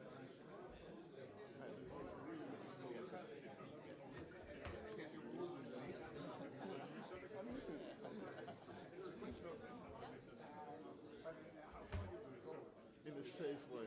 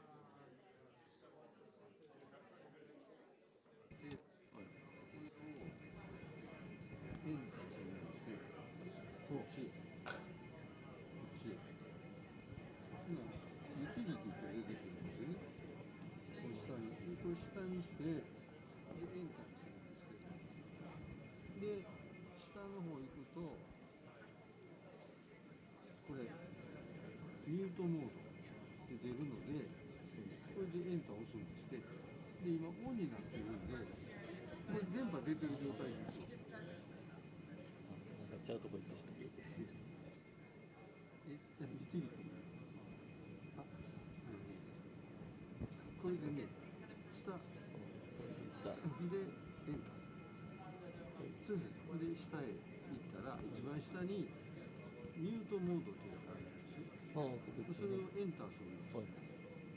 で、今オンになってますよね。下を下ろしてオフにするんですって。で、エンターで。で、オフは下らしい。上でオンらしい。だからオフにして電源切ると。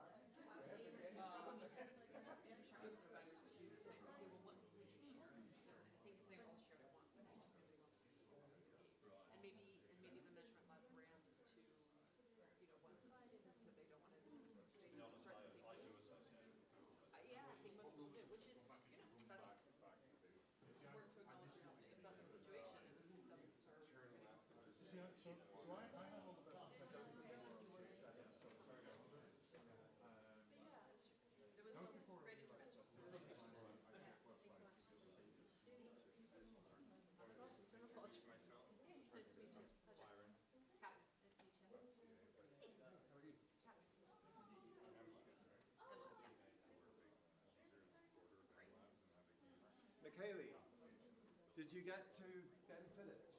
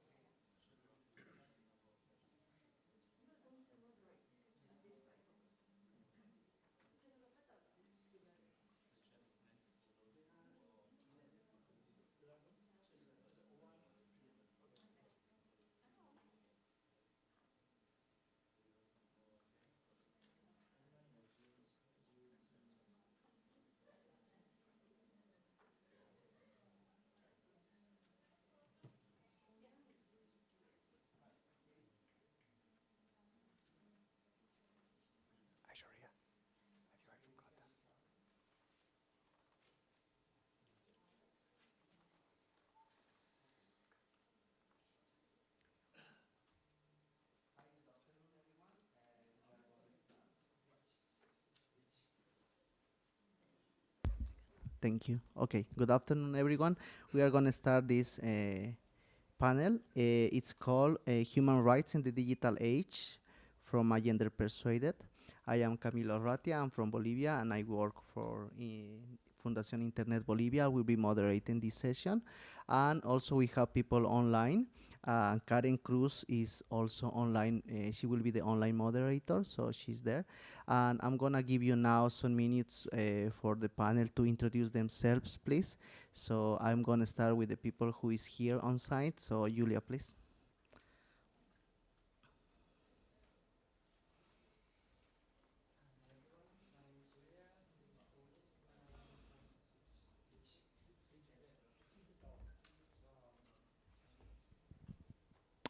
Testing? Okay. Hi everyone. Good afternoon. My name is Julia. I am from Brazil. I am a youth delegate. I come here with another 14 youth members from Brazil. I've been invited in a sway of schedule in the last minutes, but currently, I study the gamification of hate in Brazil, internet connection, and international internet relations, social relations, that is. And my association is from the Federal University of Minas Gerais, and I'm really happy to be here since it's such an important aspect to discuss in the internet forums. And I will pass the mic to Ananda. Ananda, please. Thank you so much.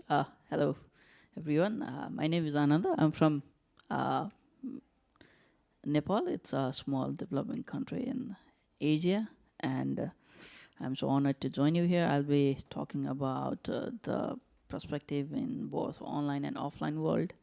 I'll be talking about digital divide as well as how it is reflected the offline world, the gender gap. So thank you for having me. Thank you. And also we have online two people. Please introduce yourselves. Umut first, please.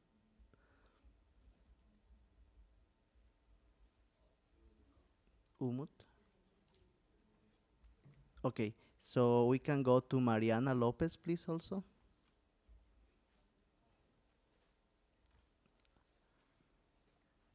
Could you confirm me, please? Okay, they are going in. They need co-host access, please, Karen, so they can actually be on camera, please.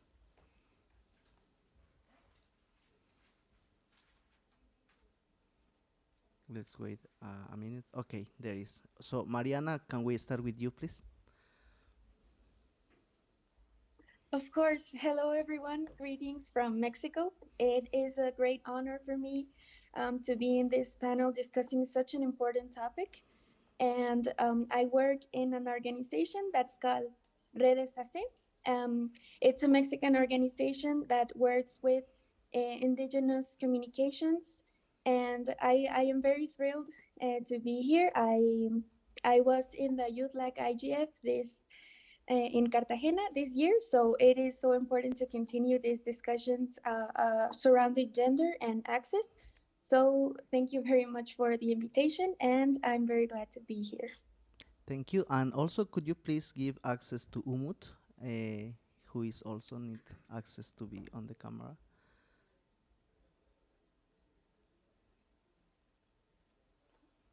Okay. Okay. Okay. Thank you. Okay, thank you. Umut, please. Umut, please. Your mic is Your mic is off.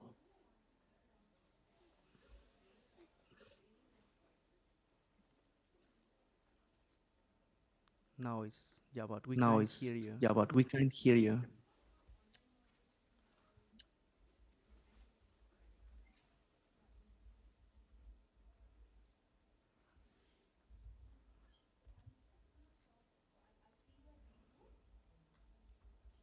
Now you can hear me? Yes, please. I see. Okay, perfect. Hello, my name is Humo Pajaro Velasquez. I'm from Cartagena, Colombia, and I'm speaking from Colombia right now. I'm here representing the Gender Standing Group and the chair of the group in Internet Society. And I will be sharing with you some visions about how gender is affected by, in general, the digital divide and how the gender gap is actually part of the beings of the human rights on internet in general. Yeah, Okay. thank you. Thank you, Mut. Thank you, Mariana. Thank you, Julia and Ananda, that are here. So we are gonna now address some questions, and I know we each of you know which one is gonna address. So I'll just go with the first question, and the first question is: can gender be considered as a factor causing inequality? And when we talk about digital rights and the internet.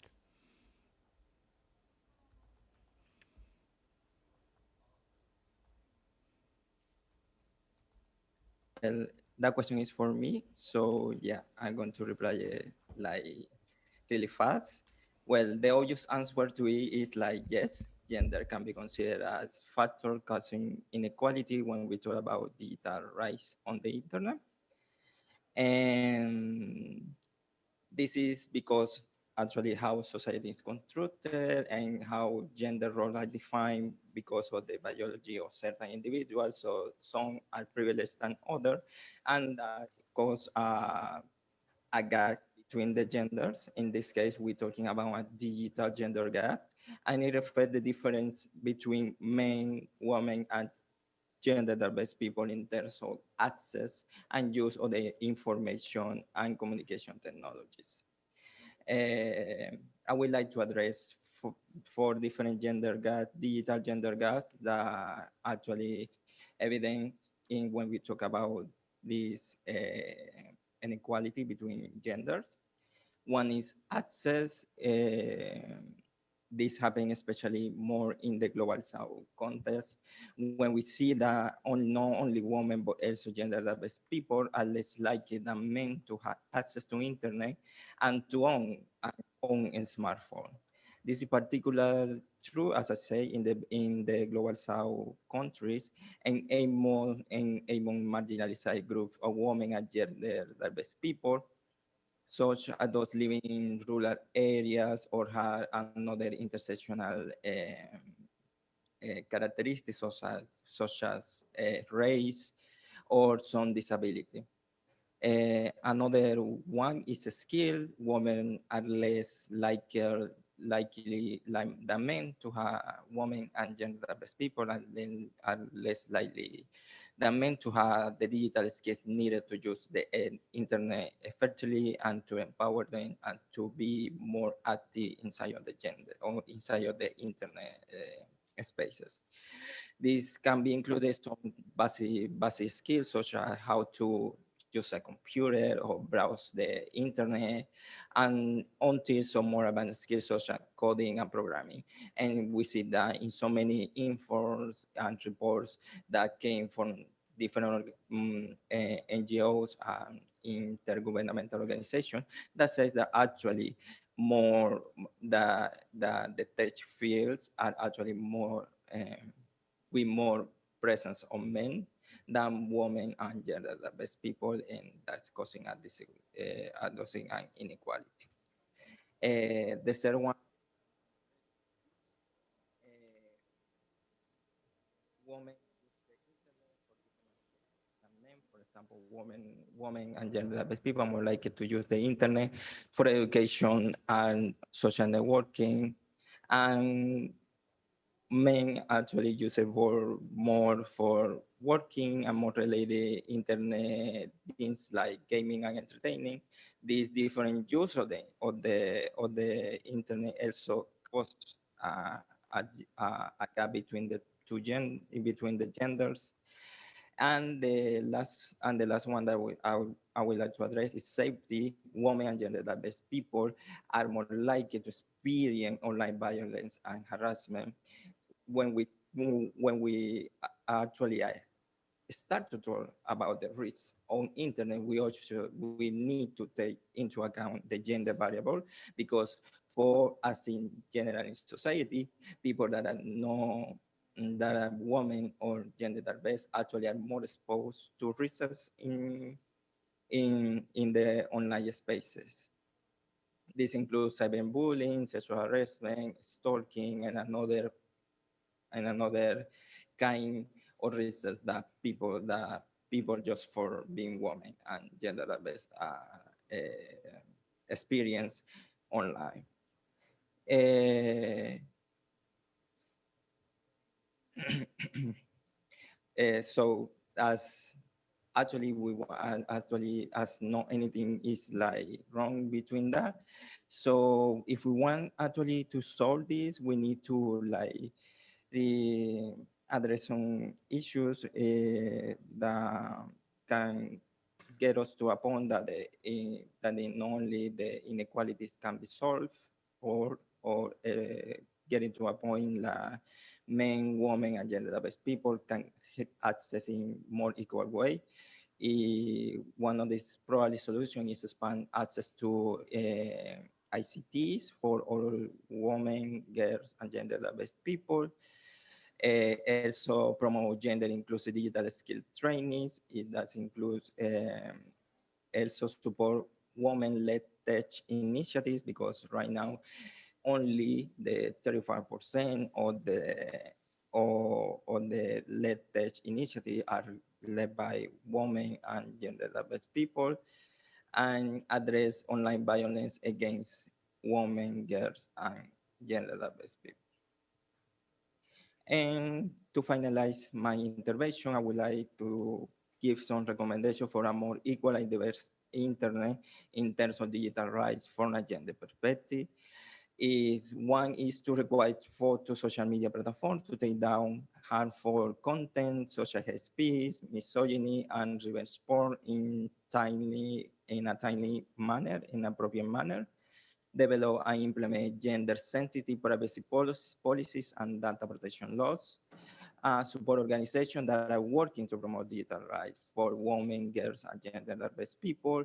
Encourage more women, girls, and gender-diverse people to pursue careers in the science, in STEAM fields, and also challenge gender stereotypes about technology use and online participation. This means to change the way we see that technologies can be used for women, girls, and gender-diverse people. Thank you, Umut. I think you already mentioned some of the inequalities we can have about the gender with the gender, and also you give some solutions. But in that sense, I would like to ask Mariana if you can give you from your perspective, what are the worst examples of inequality that we should immediately address in relations to gender and internet, and also what would be some actions to prevent this. Okay, thank you very much for the question, and also Mut for that brilliant participation. So I think that one of the most important inequalities and issues is precisely not only access for women to internet, but also how are women and sexual dissidencies shaping internet, right? So I think internet access is very important for educational purposes, specifically from a gender perspective, because access to information is key in order to make relevant changes in people's mindsets. For example, in my experience, I myself became a feminist thanks to internet access. I started using internet approximately when I was 11. And I can still recall and remember that shift and impact from when I was analogical to when I started to browse online. And through online tools, I was able to shape my identity, my perspective about gender issues, and my feminist approach, since they were definitely not common topics in that time in school or in any other space. And most importantly, as I grew older, it helped me to organize and meet other groups of women, girls, and sexual dissidencies, women in my territory. And this is starting to become a tendency. Every day, people are connecting from younger ages. According to Mexican Association of Internet, 60% of people that are connected in Mexico are between 6 and 34 years old. This means that from 88 millions of Mexicans that are connected, most of the population are young people. And also 52% of this population are women. Also, due to the pandemic, these numbers have increased rapidly. Children from 6 to 12 years old had to connect in a sudden way without really programs or preparation for it. And I think this is why it is so important to mediate and filter what young girls are and dissidencies are accessing. And because it really shapes your mindset in such formative years. Definitely, a gender perspective is essential. Any policy must recognize these historical and systematical differences in which women are raised. It has been deeply studied how technology has not been totally accessible for women, and that has been designed from more of a male perspective. So now that we see that from these numbers, that the problem now is not access, because younger and younger people are connected, and most of them are women. So I think the issues and the things that should be attended immediately are sure the policies and the dynamics that occur in digital space, because they are the same that occur in real world, in the real environment. And it is also very much sometimes these issues are more relevant or more affecting young girls. Also, I think, and I think that this really connects with what Umut was saying. According to the Mexican Institute for Competitivity, only 3 of 10 STEM professionists are women.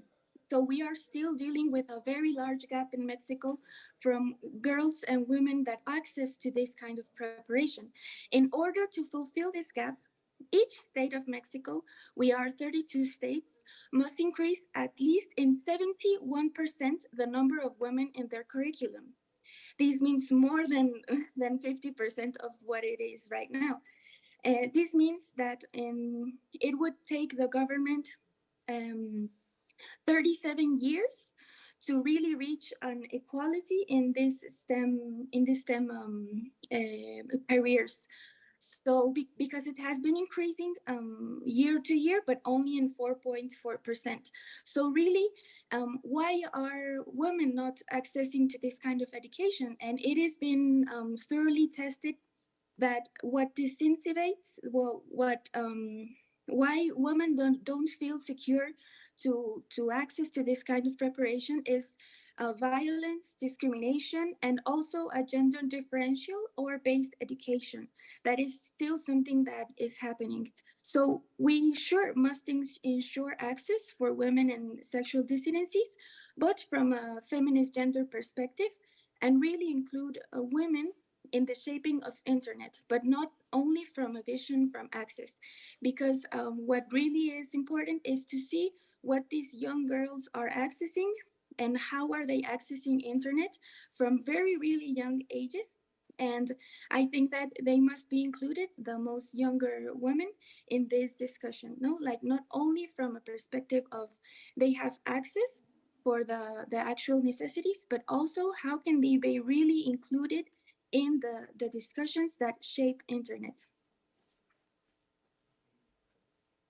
Okay, thank you, Mariana. I think both of you and Umut mentioned some inequalities and some actions to prevent, and also how we should fix that in some terms.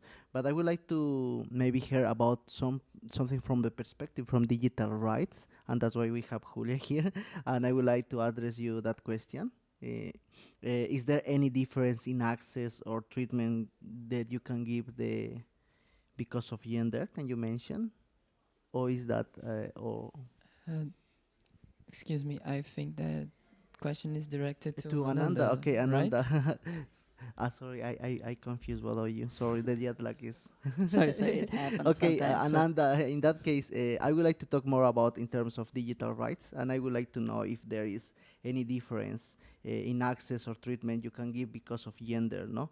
I would like to know, if you can mention some ideal scenario, maybe, how mm, how rights should be guaranteed. okay, thank you so much for having me. So when it comes to digital rights, for most importantly, the important is access to internet itself. It was a huge burden, and I come from a least developed country like Nepal, and I represent APAC region. And if you see, the APAC region is most of the internet users live in APAC region, and at the same time we have the highest digital divide itself. Still 40% of the population in our region are still unconnected. And if we see the gender divide in internet access, in terms of Asia Pacific, 54% of women are connected to the internet, while compared to 59% of men are connected to the internet. So there is a number of huge gender gap, and it is actually reflected from the offline world. Before we have internet, women and gender minorities has always fought for their right. You know, there was no right to education for women back then, and there was no right to vote. And then it then shifted to the internet. When you get access, those rights were again the deprived people get to deprive in the online world as well. So right now there's a digital divide, and into that digital divide there is again gender divide. If we see the 40% of the people who doesn't have access, the majority is the people from the gender minorities.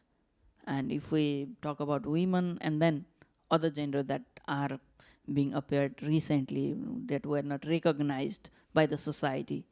So actually it's about the society, how we shape it. So internet is just a tool that let us access other rights that are actually prevalent in the society. So we have to make sure that we can use internet so that everybody can have equal rights, not only in the internet, but in a society, I think. And I can come back to this with more question, I think. Thank you.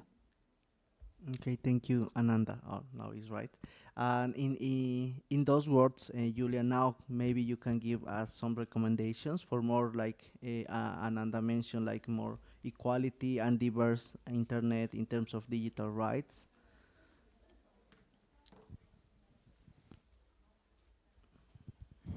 So I would like to make some remarks before I start any recommendation.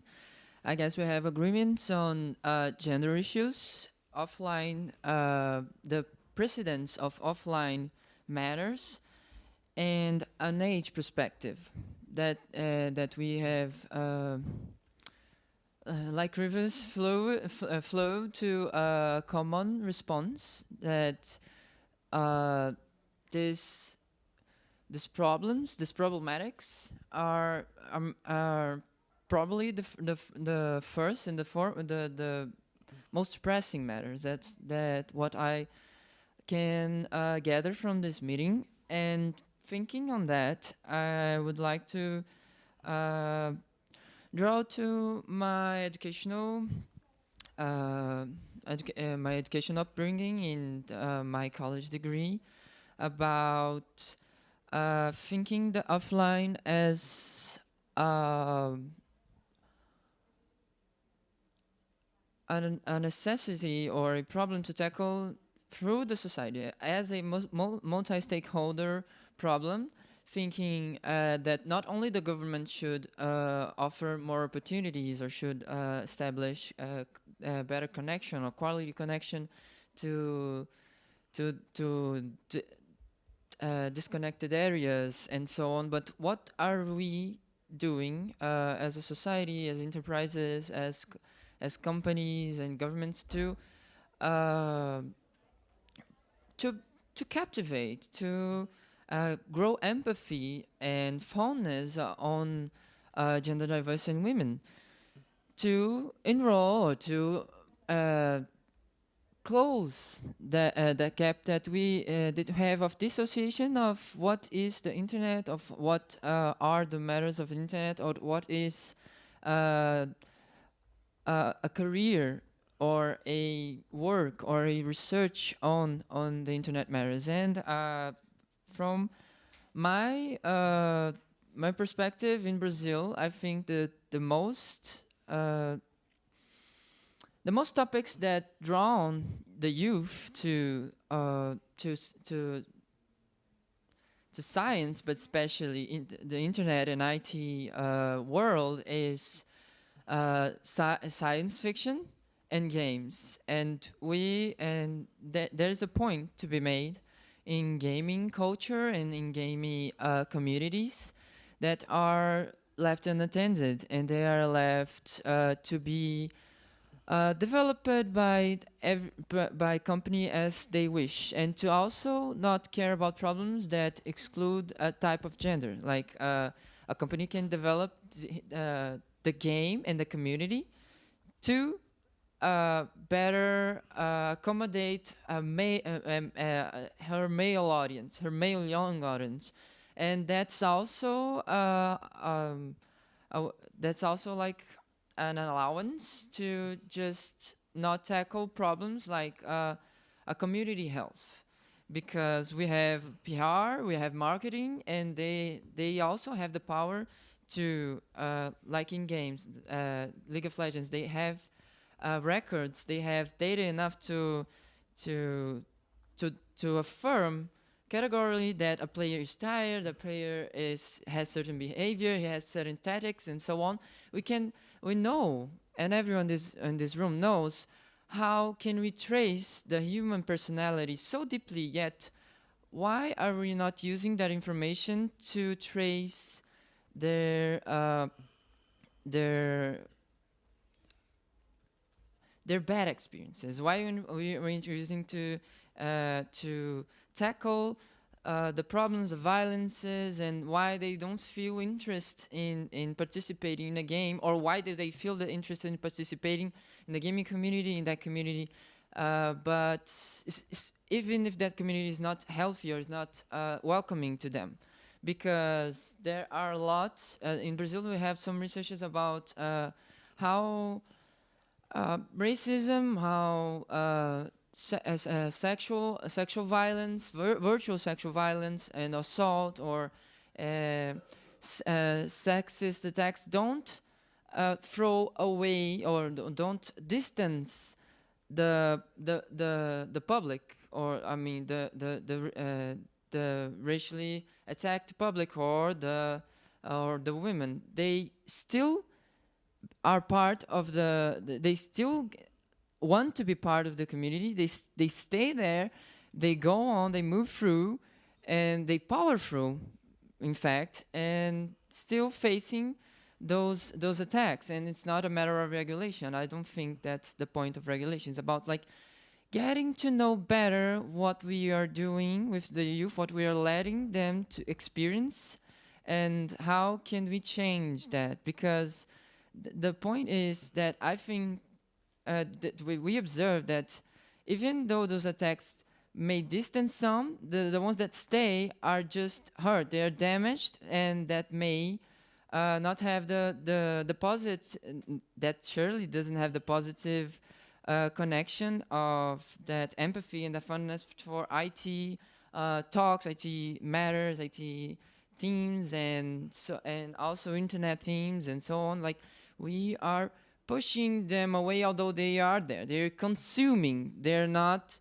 moving up on that scale, on the ladder. Like, they're not developing their path in a way that we see the male audience and the white audience developing in IT especially, but also in communication, on the communications matters and communications team. So there we can think as a society, what can I do? Me, the third sector, what can I do? I can maybe employ better activities or research and what has the intention of this youth? What can we develop to bring the attention of this youth, to bring the love of this youth to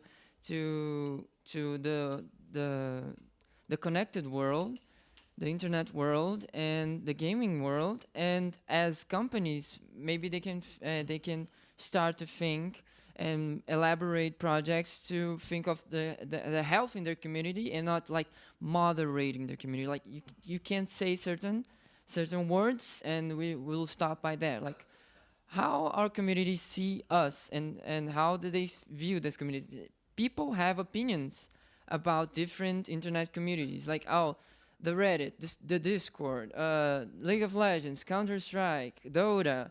They all have the opinions about that communities, and those communities are millions of people. And what do they think about it, and how companies can they change? They should be worrying about that, like to build a better environment. And the government obviously can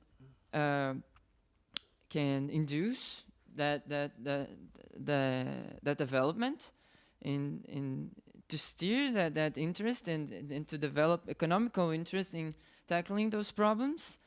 But we're still not seeing that, since this is today's news. The UK, it's one of the most connected countries, more than more the countries of we the speakers, because we are from Latin America and Asia.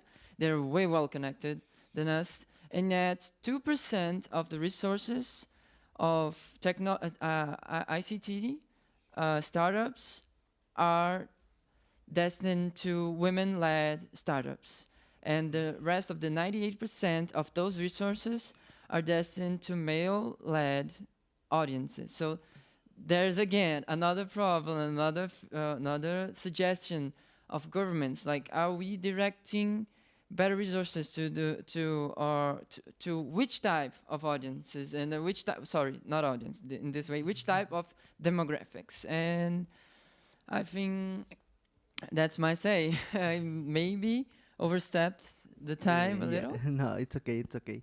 Thank you, Julia. I think you four mentioned many different kind of inequalities from different perspectives. I like that there were like. I don't know if the audience know, but Umut is from Colombia, Mariana is from Mexico, Julia from Brazil, and as Ananda said, he's from Nepal. So it's like they have different perspectives, different vision. They live in different continents, but the inequalities they mentioned, they're basically the same. So in that case, I think I would like to address like one question, maybe for the panelists, if any of you want to address one of them. What do you think is important, this kind of events like IGF, that you are here, you are giving us your perspective, we have basically the same inequalities, we address basically the same problems, and it's been the same over the years, and it's not, it's at some point it shows that maybe it's improving, but then when I heard you, then I see that it's the same problem like last year, like 2 years ago, 3 years ago. So what do you think is important to keep talking about this in this kind of events? I don't know if some of you want to address that.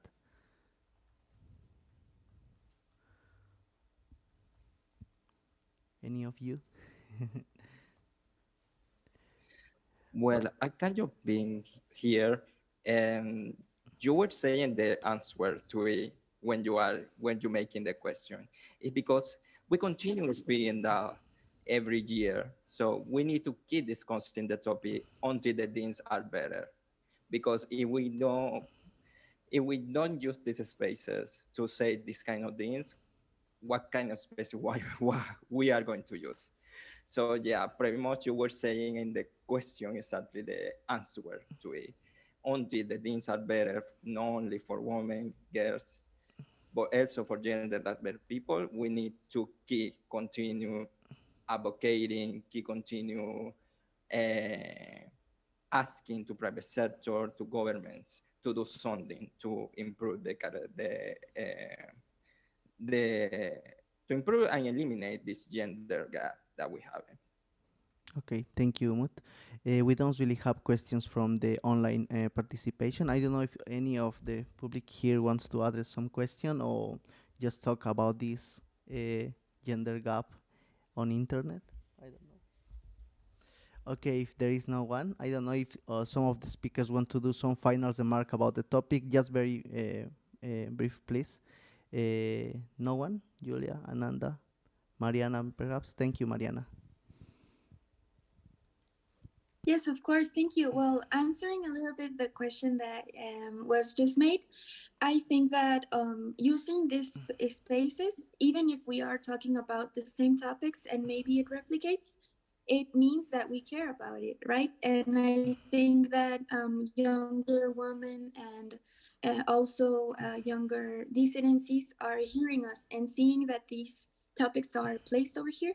It means that we care and that we are actively searching for it. Also, I think that not everything is lost, at least in Mexico, precisely in Puebla, that is where I live. I have been seeing a very important shift in how feminist organizations are working, right? There is a very proliferant movement, especially from younger trans women, also younger women that are organizing through internet and through discussions that occur in different social media. And they gather up in real life.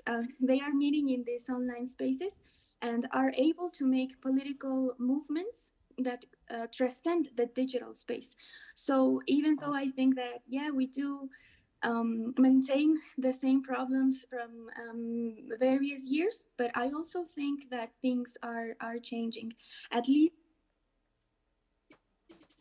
that is what is happening in a lot of territories. So I think that shaping internet is important, including the younger voices, because the relevancy for me is what happens offline, like the opportunity that young girls and young dissidencies have to connect, to shape mindsets about these important topics and make changes in real life together, and to activate, and also giving them this first opportunities of political shaping, of political gathering. I think that is very, very powerful, and that is why I very much appreciate these kind of spaces to include voices from younger women from different places of the world, and for people to hear about it, right? So yeah, I think that is the importance to keep talking about these issues. Okay, thank you, Mariana. And Ananda, please. Thank you so much. So I would like to reflect in my previous talk, I talked about how offline world actually reflected on the online. And now what I wanted to focus as a closing remarks is, as we move towards emerging technologies, we are using, actually using machine learning and AI. 2022 was a year when AI actually got so much famous with the generative AI tools like ChatGPT, Google Bard, and we can see how gender bias are actually being reflected on emerging technologies.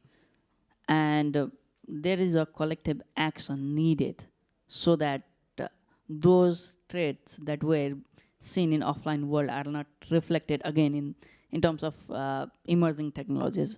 Again, there is another thing. When it comes to misinformation, disinformation, targeted attacks in terms of defamation, it's actually women politicians, actors, and gender minorities that are being attacked. They are being targeted for. And how do we actually leverage emerging technologies to actually eliminate those kind of like things? And internet, I see it as a tool or a catalyst that can be used to actually eliminate in terms of both like capacity building of women and other gender minorities, again, to actually eliminate this kind of misinformation, disinformation, targeted attacks. That's it. Thank you. I think it calls for collaborative things and maybe digital literacy kind of things, including this kind of things in school curriculum, like we have to start from root. So I call for the like collaborative, multi-stakeholder approach so that we can eliminate these things. Thank you. Okay, thank you, Nanda. Julia, any final remarks? Okay, so yes, I will keep with that about the collaboration, and I would like to mention that even if it's the day zero where everybody is tired and everybody's just with the jet lag and all the sessions are not fully booked, I think it's very important these spaces where we can talk. We are actually in a yacht.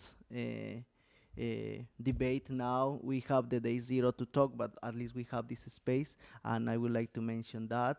And I think it's very important to talk about the gender gap, the digital inclusion, and I think it's very important to remark that even if we don't have many audience, or even if we don't have like maybe more time, or even if we don't have all the funding to everyone to come here, you heard we have different experiences all the continent, and we try to do an effort to be this collaborative, as Ananda said, and that's why we are people from different parts of the world, and youth especially. So thank you so much. Thank you to be here, and just keep talking about this gender gap in internet. Thank you so much.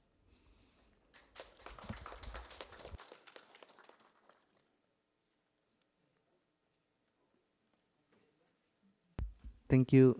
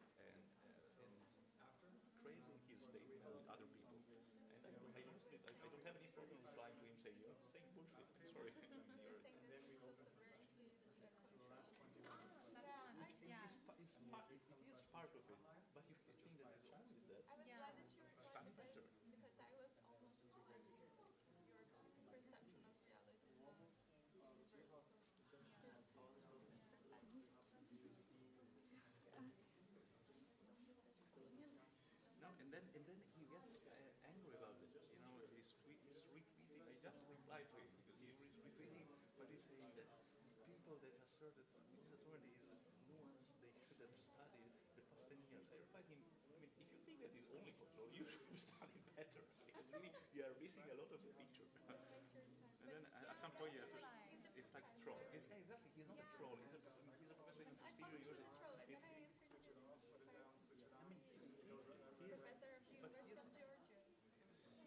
Yeah, you told me. He seemed like a troll, but he's not. Don't reply to him.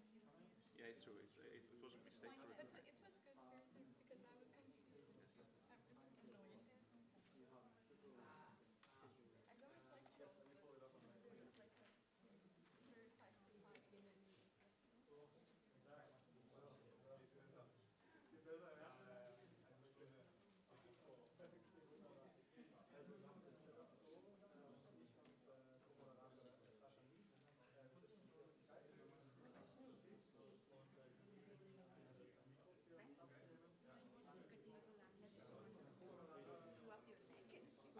Yeah, oh yeah, but we are not, our session is not going to be, it's going to be here or not? Yes, it's going to be here, but but okay. it's forward, right? Yeah, okay, so it's better to There is already have it is something else. Yeah. it's good to have the Hi, nice to meet you. Very nice to meet you. I'm Shilpa. Hi, Shilpa. Yeah, hi. I started in Australia now. I am in Australia now. I actually moved there. Which part of Australia? Melbourne University. I'm actually doing my PhD at University of Melbourne. Okay. We have a partnership with Perth. So I visited Perth and we'll go again. But I know, I mean, it's a huge country. So. Yeah, no, because I think CCGs or CCG from NUD, they are partnering with, I don't know which university, in Canada. I think they're partnering with ANU. You guys are doing in Perth. We are partnering with Ikigai for some project. Nice. Let me take your contact and I really want to seem to be very frank. I'm glad that there is a, because right now, I don't know, the university is like so full. They really don't consider like discussing other Asia Pacific students besides them. I really want to have and be able to reach out. How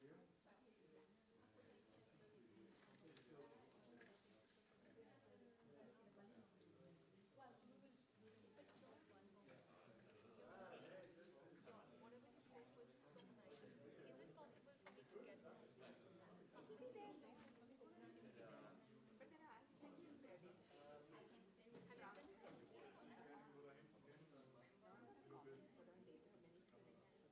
stay with you. Yeah, no, it was really good because my PhD is, I'm working on cross-border data, but then of course like part of this has also becomes very relevant. And I was trying to check FDA. The Commission on Science and Technology.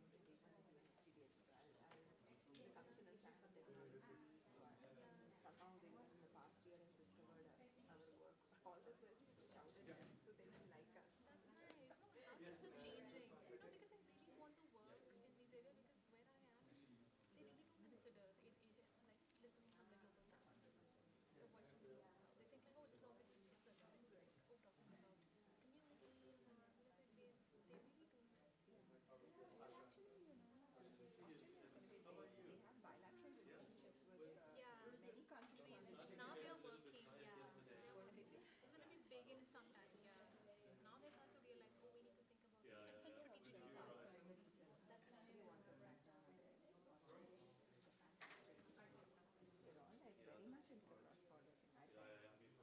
like very much into cross-border.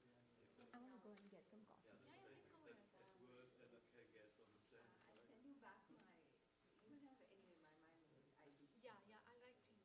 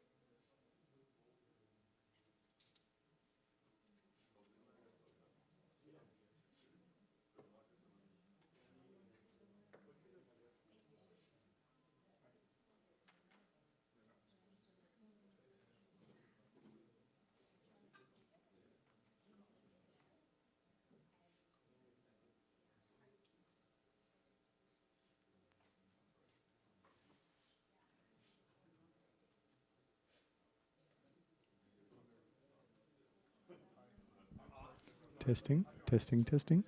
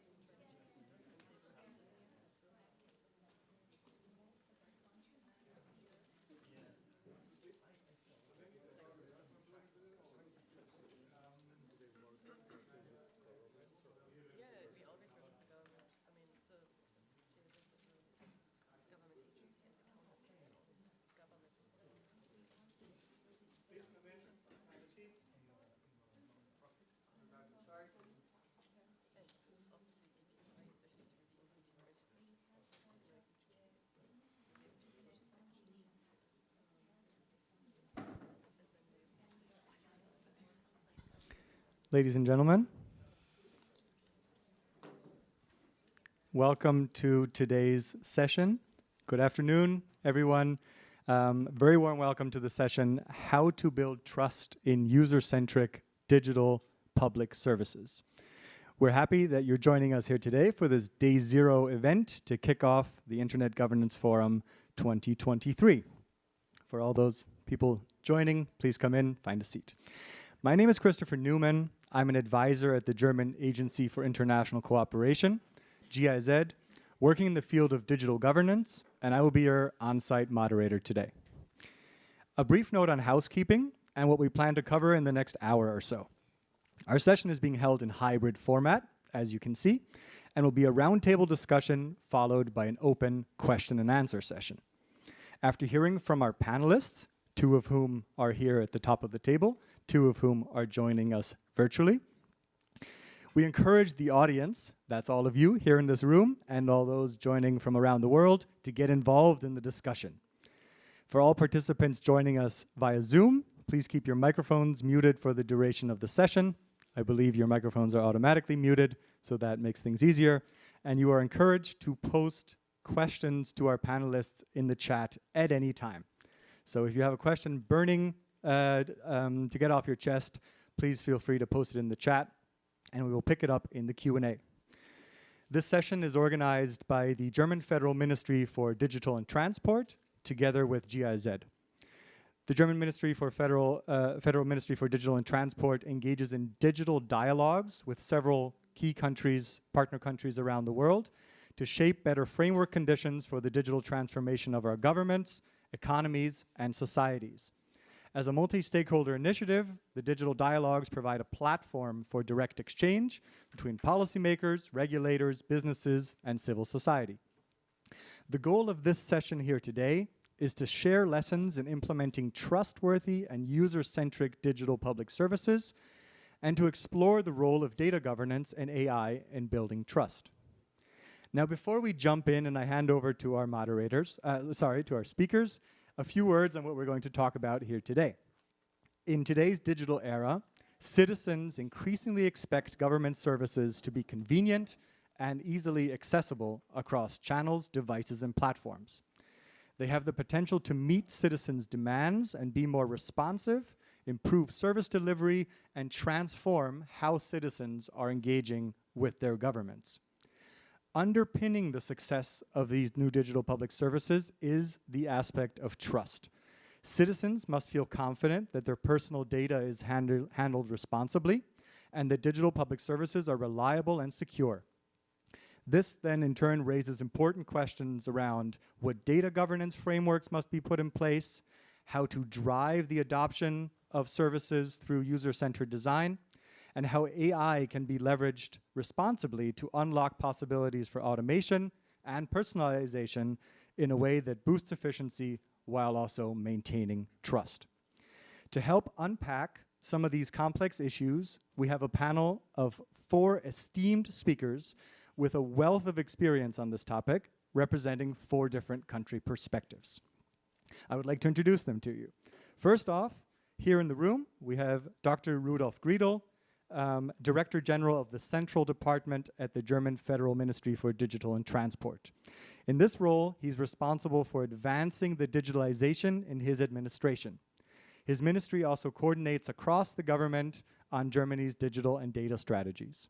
Previously, he headed the Department of International Digital Policy at the German Federal Ministry for Economic Affairs and Energy. Next, moving to the online world, we are happy to have joining us virtually from Kyiv, Valeria Yonan. Valeria is the Deputy Minister at the Ministry of Digital Transformation in Ukraine, where she oversees Ukraine's national digital literacy program, development and growth of SMEs and entrepreneurship, regional digital transformation, as well as Euro integration and international relations. Back in this room, we have Dr. Luana Roncaraci, I hope I pronounced that okay, who serves as Deputy Secretary of Digital Government at the Brazilian Ministry of Management and Innovation in Public Services. Luana is responsible for coordinating the digital transformation of the federal administration, as well as developing Brazil's national strategy of digital government in cooperation with states and municipalities.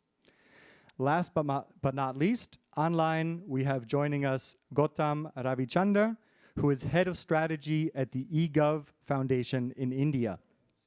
Over the past 20 years, the eGov Foundation has developed and implemented digital solutions for city and state administrations across India to develop accessible, affordable, and inclusive e-services. Gautam previously led eGov's policy initiatives with the Government of India and partner states. Welcome to you all. Now, without further ado, let's jump straight into our discussion. We will start off with a lightning round, and I would like to ask each participant to briefly, in a 1 minute or so, share your thoughts on the following question. What do you see as the biggest challenge in building trust in digital government? And please stick to the time allotted so I don't have to be rude and cut you off. And we're going to start with Gautam. Please, the floor is yours. Thank you, Christopher. So what I'm going to say is going to sound a little simple, but it has to work. It has to work reliably, transparently, on time, every time. That is unfortunately not the experience of many people in many parts of the world in much of recent history, right? So it's not just citizens who need to see this working, it's even government leaders and government officials who need to see these systems working. They have to believe that these systems work, they deliver transparency, they deliver services, they deliver benefits, and they make life easier for everyone involved. Otherwise, and they do not impinge on sovereignty. Otherwise, they will not even initiate such efforts, especially in much of the developing world. The other element is in much of the world, it's not really going to be pure digital government. You're going to have what we call phygital government, which is a portmanteau of physical and digital. You need humans in the loop, people who will actually work with citizens on the ground because they have trust face to face and enable them to access the digital world. So I think this is going to be important, making sure that the seamless experience of digital government is something that everybody experiences for trust to start building. Gautam, thank you very much. I learned a new word there, phygital. I'm not sure about you. I've heard of phablet for the phone/tablet, but phygital is a good word in integrating digital and physical. I'd like to hand the word over to Dr. Griedel. What do you see as the biggest challenge of building trust in digital government? Yeah, actually, thank you very much, Christopher, and welcome to everybody. From my side, actually, much in the same direction. I think the services have to be user-friendly and reliable at the same time. This is sometimes a challenge. The more we get into user-friendliness and customer experience, the less sometimes we are able to respect data protection and security issues. So there has to be a trade-off. But for the people to, first of all, use these services, they have to work. They have to be convenient. They have to be in place every time, everywhere.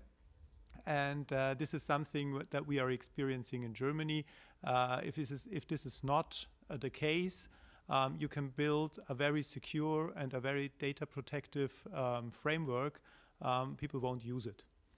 So I think that's the most important challenge, and my minute is over. Thank you very much, Dr. Griedel. Valeria, over to you. Good afternoon, dear ladies and gentlemen. Well, I would like to dig a little bit deeper. So I would start with another question. And what is trust? And what does it mean to trust? And when trust happens by default? Can it really happen by default? And I think you will agree with me that this is the complex question for just 1 minute. So Chris, please don't be rude to me, but probably I will need 30 seconds more. So, however, I like one of the definitions that trust is confidence in the appropriateness of actions of a certain stakeholder without a need of actualizing such confidence on a regular basis. And this is great definitions to my mind, leads us to some very important conclusions. First of all, institutional trust is very important. Secondly, therefore, one of the basic requirements of trust is security. And thirdly, when it comes to digital government, sometimes there might be no correlation between electronic transparency and trust in government. So what to do about it? I think we have a lot to discuss too during today's session. Thank you. Thank you very much, Valeria, and thank you for sticking to the time as well. Finally, to round us off in the lightning round, Luana. Well, good afternoon, ladies and gentlemen. Thank you for having me. And going directly to the point, well, from our point of view, we believe that one of the biggest challenges that we have is the siloed and fragmented model of providing public services. I think it impacts a lot the way how service delivery is done today, and it comes from the traditional bureaucratic model that it used to be defined by the way government is organized and not in the way people deserve and demand services, public services. And by investing in centralized tools and platforms, we are trying to advance towards a whole of government approach. And we've been discussing and defining and providing tools such as the single window portal, GovBR, the national digital ID, with hundreds of millions of people that already have the .br account, the digital signature, and mainly also that we have a lot to do, a lot of work ahead of us to do, that is the interoperability platform, and that the idea is to integrate thousands of services as well. And I finished my time, sorry. Thank you very much, Luana. So what do we take away from the lightning round? We heard a definition of trust and the complexity of what does it even mean to have trust in these digital public services. We heard the issue of path dependency, of how public services were provided in the past, the fragmentation and silo that make it difficult to shift to a digital mindset. And we heard about output legitimacy, that it has to work first and foremost, and each of us as citizens of our respective jurisdictions have experienced that it feels good when things work. Now, let us dive into more depth, and I would like to now hear perspectives from the panelists on a few different aspects of this, of trust in digital public services. Gautam, starting with you. India has created a tech stack for the entire country of 1.4 billion people, and your organization supports governments in building platforms for better service delivery. What have you learned from working with digitalization with various levels of government in India, and what factors matter most in fostering trust between governments and citizens? Sure. Thanks for that, Christopher. I think I'm just going to go back quickly to recap my previous answer. It has to work reliably. Now, this is not the software alone, right? It's the government and the whole process of delivering services and benefits to citizens. So for this, we have to really focus on capacity. Capacity can mean many things, right? At the front lines, field employees get the information that they need, and they are able to perform the tasks they have to do in a very time-bound manner. Administrators can manage their resources, human, financial, and the performance of these resources to address the issues that they're coming up with. And ideally speaking, they should be able to spot and preempt crises before they happen. Policymakers should be able to track progress on goals and use the system to have greater confidence that the policy as intended is actually going to translate into execution on the ground. And somewhere in the midst of all of this, you need someone who's able to actually deploy and manage systems, right? Now, on this, I will say that when those capacities for technology development and maintenance are not within government, that can be contracted in and partnered with. But you cannot get away from the capacity needs at the field levels, the administrator levels, and the policymaker level. So focusing on building those capacities, especially at the local government level, is going to be important because that's the interface between human beings and the government itself, right? The second thing really comes down to focusing on making and keeping promises, right? SLA is a promise that I will deliver X service. It could be something as simple as applying for a trade license or running a shop, and I will get it in Y time, and it will happen without any issues, or they will with a certain amount of quality. All levels that I described in the previous part have to align to make this happen. So when we are defining these timelines, when they're defining these promises as governments to citizens, we have to ensure that they are promises that can be kept, they are realistic. So there's no point promising that a road will get fixed overnight if the local government does not have the financial manpower, resources and the manpower to ensure those fixes can happen. This also needs to be paired with the need of transparency. So as a citizen, Can you see the status of any request you've made, where it is sitting? Is it delayed? Is it auto-escalated? Can you request escalations? Are you able to get into the details of what is happening without having to walk into a government office? That clarity actually is important more than just the timeliness, just transparency so that I know where my files are being processed, what's going on with my application, goes a long way to increasing trust. Otherwise, typically we are all used to in non-functional government systems really looking at sites that say it's in process and that's it. We don't know anything else and we don't know how long it will take. So focus on giving more granular information to citizens. The third piece really comes back to focusing on security and privacy. Now, this is a digital panel. There is always a lot of conversation about technology, encryption, mattering, things like privacy by design. But a lot of the real gains will really come from process reforms. So for example, a field engineer who is servicing a water connection request does not need to know every single piece of information about the person who's made that request. They just need to know the information required to perform their function. So re-educating them and providing them with that information in a way that they can deliver that service to the citizen, as well as ensuring that on the back end, the various pieces of information that are required to provide that service. For example, verifying your identity, collecting your payments, possibly even verifying your property records can be done digitally without having to constantly rely on human beings passing the files. What does this mean? It doesn't mean that we send files as PDFs. It means that you can query systems through APIs. And if somebody says, hey, I am Gautam Ravichandra and I live in place X, that is something that an API can verify and it will go back and say, yes, Gautam is who he says he is. And by the way, he does stay at the place he stays at. So you can go ahead and provide him that port connection. So in that way, to a certain manner, you'll automatically start building in purpose limitation by reforming processes and minimizing data collection straight into workflows. I'll pause there. Thank you. Thank you very much, Gautam. Very important fundamental points you raised there. Returning here to the physical aspect of the phygital space we moving in, Dr. Griedel, Germany is known for being a champion of data protection and data privacy. What role do robust data governance frameworks play in building trust in digital public services? Yes, thank you. Actually, it's true that we are a country of data protection, huge country, data protection tradition. We have even a constitutional right for informational self-determination that has been created by our constitutional court in the 80s, very early in the process. And data protection is very dear to the heart of Germans.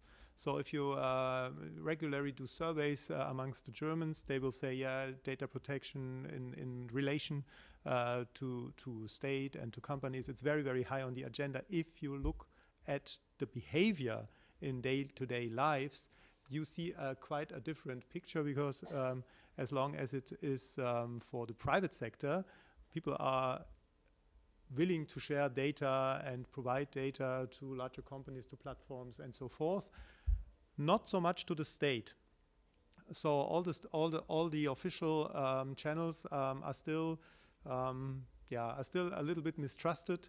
What do they do with my data? So it plays a huge role for the acceptance of services that you can credibly argue your data is secure. And it's not only the security, it's also the data protection, meaning if we collect any data from the citizen, we will only collect it for the purpose that we are saying that we are collecting it, and we are not going to match it with, I don't know, other data files. Like we are not going to match the health record with the employment record or things like that. So which makes things much more difficult for the administration, because it would be much easier if we had, all these data files together at one place. But we do not, as you were saying, Gautam, we need a transparent process and a transparent administration. We at the same time do not want a transparent citizen that the state knows everything about. So I give you one example. We were introducing this year a newly designed public transport ticket that is valid all over Germany. It's one ticket, valid all over Germany. And the idea was to introduce it only as a digital ticket only. And so, I mean, it's a great idea. In Germany, you have like 50-something public transport systems, and nobody knows what to do where. And this ticket is a huge convenience for the citizens. But there was a large discussion. Is it legitimate for the state to do it digitally because of data protection, because of people who do not have a smartphone? You do not need necessarily your smartphone. You need only a computer, but doesn't mind. But it is one example that we had this discussion. Now we introduced it, and people get used to it, and they say it's a great idea, and they want it to be continued, and so forth. So the data protection, in my view, it's important. It's a principle. It's very dear to the hearts. You have to break it down to a very concrete purpose. And when people see that the data they are providing at the end lead to better services and gives them a benefit in their daily lives, they are more than willing to do so. But it's a struggle. And the second struggle, I don't know if I have so much time left. No, okay. It's just that we have, like India, we have so many layers of government. But I will dwell into this in another context. Thank you. Thank you, Dr. Guido. That's a whole nother session. Yes. If you want to talk about federalism in Germany, stick around. We can talk about that afterwards. Thank you very much. Now, a question to you, Valeria. Ukraine has developed an app, a state in a smartphone, known as DIA, where citizens can carry, I think it's around 14, or maybe it's more by now, digital documents like their driver's license or their passport on their phone. This, to some people living in some countries, is quite remarkable. How did DIA become a trusted solution used by already half of the Ukrainian population? Thank you, Chris, for this great question. So you all know that Ukraine has been called a European digital transformation tiger, and Ukraine is also the first country in the world where digital passports are totally equivalent to paper or plastic ones.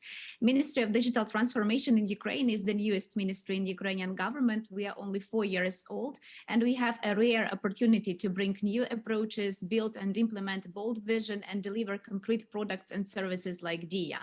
So first of all, we have a great vision. We want to build the most convenient digital state in the world. And in order to achieve that, we have created an ecosystem of digital projects, which is called DIA, which has 5 projects. The first one is our State Super App, which is used by 19.5 million users. And this State Super App combines 14 digital documents, around 30 services, and digital signature. So even before the full-scale Russian invasion to Ukraine, Ukrainians have been able to pay fines or to pay taxes through DIA. And when the full-scale Russian invasion to Ukraine started, we've been able to launch new services just from 3 days to a few weeks in order to respond to those challenges that we've seen on the market. So just to give you several examples, when Russian missiles started to hit residential area, people started to go to shelters and they did not have any access to news. And that's how and why we embedded TV and radio into DIA app. Then a lot of people had to relocate from their regions to another regions inside the country. And we have created a service in DIA that gave a possibility to receive a status of internally displaced person. And later, those people with the IDP status could receive a direct social financial assistance also through DIA.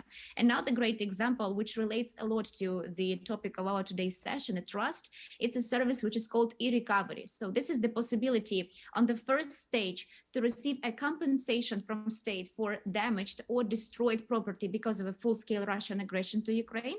And the second stage is basically the possibility to deny your property rights online and receive a certificate for a new property also online. So this is a very complex service, not just from the technical side, but also from the side of the trust. So this is just DIA State Super App is just one project of our DIA ecosystem, which also includes State Portal of Public Services DIA, where we have all of the services the majority of services digitized, and we plan to have all of the services digitized in a year. And basically, we have the fastest business registration in the world, so you can register your business online in Ukraine only for 10 minutes. DIA City, which is a special economic and tax regime for IT industry. DIA Business, a separate project for the development of SMEs. And DIA Education, a national edutainment platform for reskilling and digital literacy. Because if you are building the most convenient digital state in the world, people have to have at least basic level of digital skills to have an opportunity to use services and benefits which state is creating for them. So DIA State Super App today is a love mark, because basically we had a lot of communication before launching this ecosystem and launching this app, and explaining our citizens what is digital transformation and why it is important for every citizen. So we also, for example, count the effect of anti-corruption and transparency from digital transformation every year, and we also communicate about this to our citizens. Also, we are engaging citizens into the process of the development of new services and basically of beta testing of every new service. So I think the probably most important thing about creating DIA as a love mark is not just the user-centric and human-centric product that completely changes the way how government cooperates with citizens, but it's also a regular communication with citizens and explaining all of the benefits that citizens could receive from digital transformation. Thank you very much, Valeria, for elaborating on DIA and how it is a tool for very direct communication also with citizens, in addition to offering them services and documents. Before coming to Luana, I would just like to remind the online audience that the chat is open. You are able to post your questions in there anytime. We have 2 more questions, and then we will be opening up to a Q&A. And now over to you, Luana. Brazil's digital government strategy emphasizes several key principles in building trust and confidence in digital public services. One of these principles that jumped out at me when reading this is citizen centricity. Can you elaborate on why you think this is central to making the digital transformation of government a success? Yes, sure. I can also share some of the initiatives that we've been conducting on this subject, and that's true. The citizen centricity is definitely a core value to Brazilian digital government strategy, which was elaborated based on international experiences and also OECD recommendations. And we believe that it is about offering an easy and simple way for people to interact with government and also providing high-quality digital services. Brazil is a very diverse country, and we need to fit to different backgrounds, to different digital skills. And this discussion is also connected to digital inclusion and also leaving no one behind, which is also a very dear value to our government. And to respond properly to all these necessities, we seek to be continuously hearing from the citizens. We have been conducting several user research projects to map the main difficulties that people have in those digital interactions to evolve our main solutions. And we've been hearing more than 3,000 people. We have conducted more than 150 projects so far. And as a result, we have developed some initiatives. We have learned a lot about the main difficulties that people face. And those initiatives also work as platform as well. And some of them are not technological ones, but they help to ease the journey for people. And for example, we have worked hardly to promote the use of plain and simple language in digital tools, because we learned that many difficulties people face are related to communication and not necessarily to technological tools. We also defined a design system because it helps a lot the visual communication, and it presents the interface standards so that people can have a feeling of unique experience in interacting with government systems. We also launched a quality lab and a quality model that creates standards to support digital services improvement and evolution.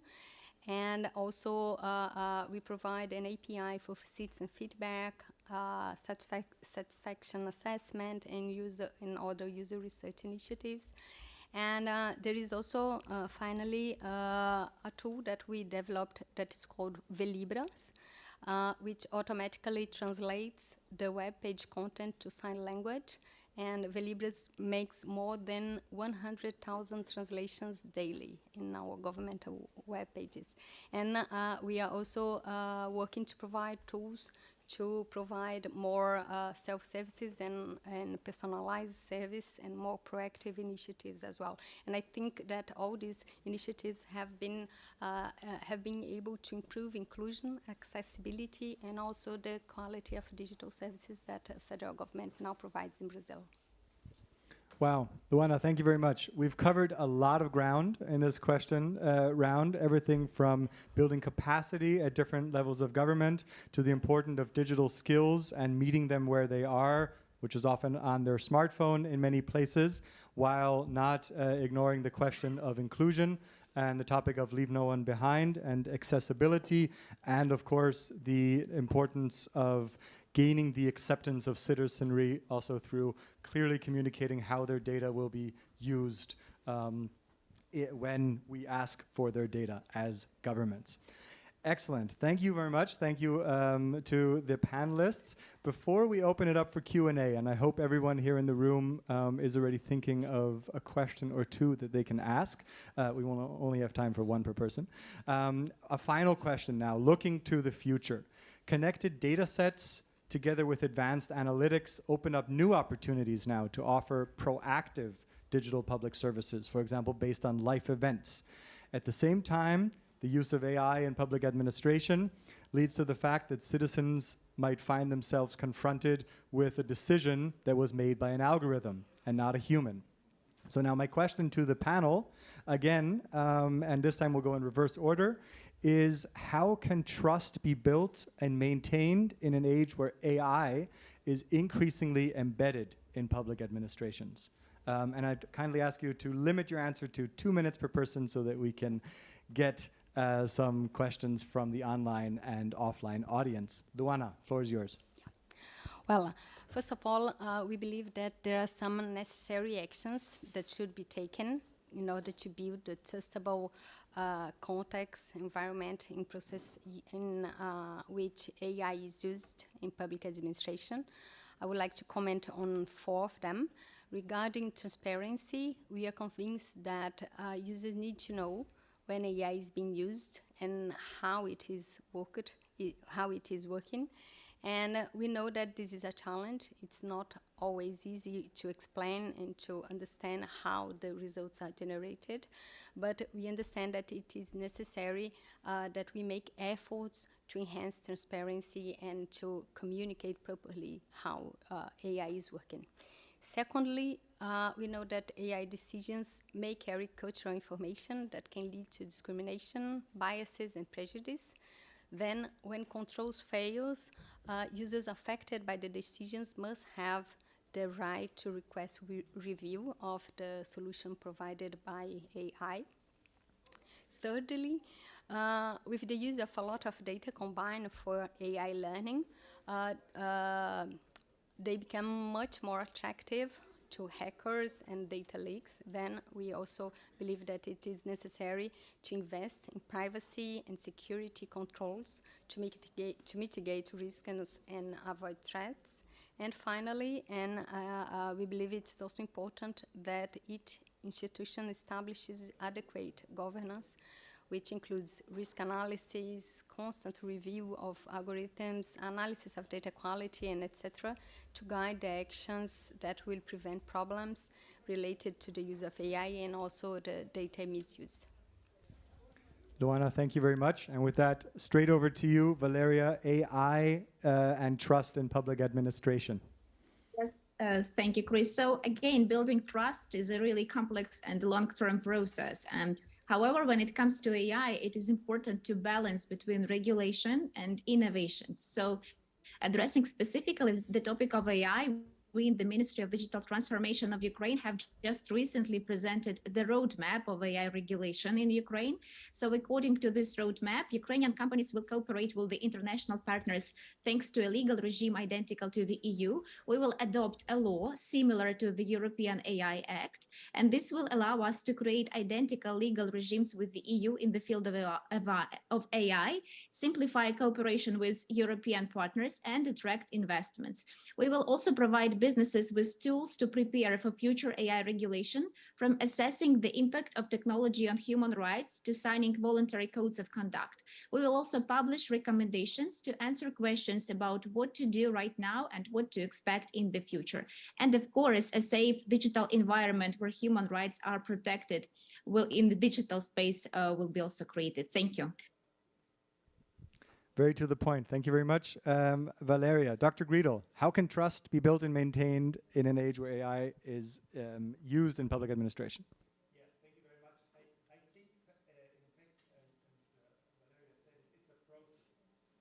I think when we start using AI in our administrations, we need to do it in a way that the trust will be built step by step. So what we are going to do is we are starting to use AI, but we will only use it as a tool and not as a final decision-making tool. So what we will do in the first step is to have an assisted decision-making by AI. So something's wrong. What's the matter? No, it's better? Okay. Okay, thank you. Okay, so shall I restart or no? Okay. So what we want to what we are doing is putting, for the time being, always a human at the end of the decision process. That is something that that gives trust.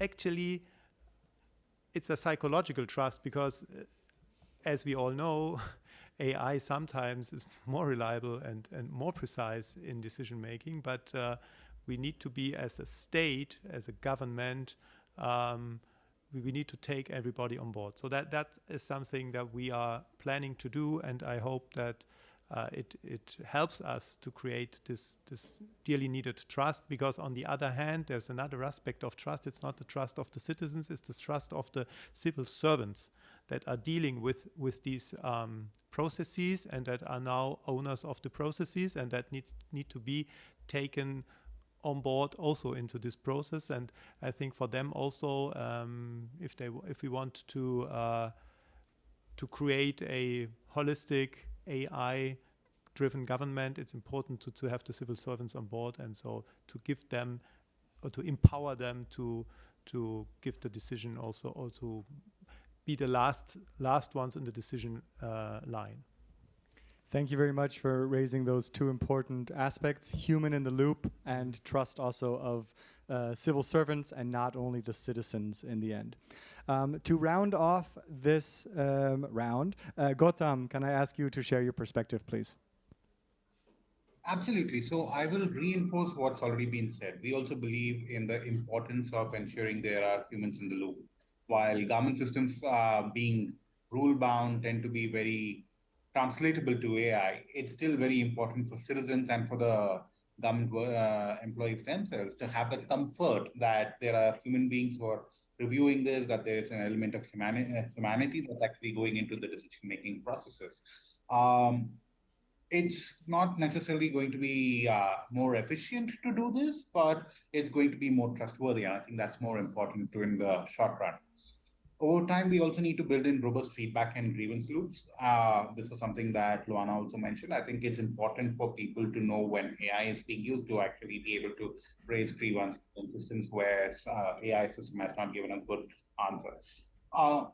Beyond that, I think we need to look at a few opportunities that AI presents, right? So for a country the size of India, the range of contexts in which we work, the types of languages in which we work, it's important. AI can help ensure translation. So one of the areas that we as India are definitely exploring is the usage of AI to speak across multiple languages. So someone in the north speaking in a language called Punjabi could actually be serviced by operator working in a state in the south in a language called Malayalam, and they could have a conversation with each other in a language they're comfortable with. That's a low-hanging fruit. I think the second element that we are really going to be focusing on is thinking about how do you listen at scale. So when you have to deal with 1.4 billion citizens, AI can help you really start making sense of a lot of inputs that can come in, because it can help you listen through voice, it can help you listen through text, and it can help you make sense of that in a common across multiple languages, and then distill what the population is saying so that the government can take those as policy inputs. So these two areas are very important. And third, that will actually start coming up is the ability for AI to be a co-pilot, not just to citizens, but also to field employees. So for example, if a medical worker is going on the field, ensuring that certain medical protocols, like for example, newborn babies as they're born, they need multiple checkups, they need vaccinations. So the AI system should be able to work as a co-pilot with the medical worker and the parent as they're talking to each other, saying, hey, you should also ask these questions. You should be tracking this data. Maybe you need to recommend one additional medication. And it's a recommendation that the human reviews and then carries out. So I think being able to speak across languages, being able to hear at scale, and then acting as a co-pilot to field forces is a really important space where AI can come in. But again, subject to human control, not controlling humans. Thank you. Nice finishing statement, Gautam. Thank you very much. I will try to summarize briefly what we heard. A lot of the similar themes were hit in this round. We had the issue of transparency, knowing when AI is being used in decisions in government services, bias and discrimination, and inclusion. I really like the point of social listening, also to be able to use these tools to engage even more deeply and perhaps more broadly with citizenry and take that up as a government, and the fact that it's a process. Start small, experiment, don't overwhelm citizens, don't overwhelm civil servants as essential aspects in building trust. Thank you all very much. Now we lead to the discussion part of this roundtable discussion, and we open it to the audience. We want to hear from you. We'd like to hear from everyone here in this room who has a question, also the online audience. Again, the reminder, please pose a question into the chat, and depending on time, we will pick it up. We also have a runner here somewhere in the room with a microphone. Please raise your hand and we'll see if we have any questions. I think I see a hand back here. Do we have a mic? No. Okay, then we have a physical mic. Please briefly state your name and your question. Yeah, thank you for thank you for the speakers. That was a so interesting session. My name is Kohei. I'm running the Privacy by Design Lab. It's a general purpose of the organizations. I'm personally curious to some of the speakers said, like to protect personal information, personal data, and designing of the privacy into the practice.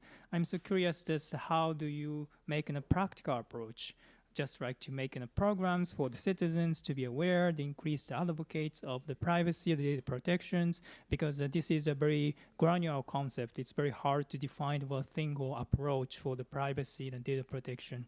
Is there anything that you work on a more practical program to help the citizen to understanding of these kind of the very important concept and helping them to be trusted of the public services to access through the internet? So yeah, that's very helpful if you have any idea how to achieve these goals.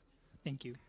Thank you very much. So the keyword is demystifying data protection and data privacy, and how to explain this to citizens.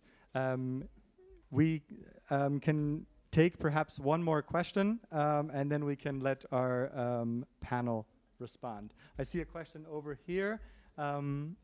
I don't believe we have a lot of questions. Did we have a mic?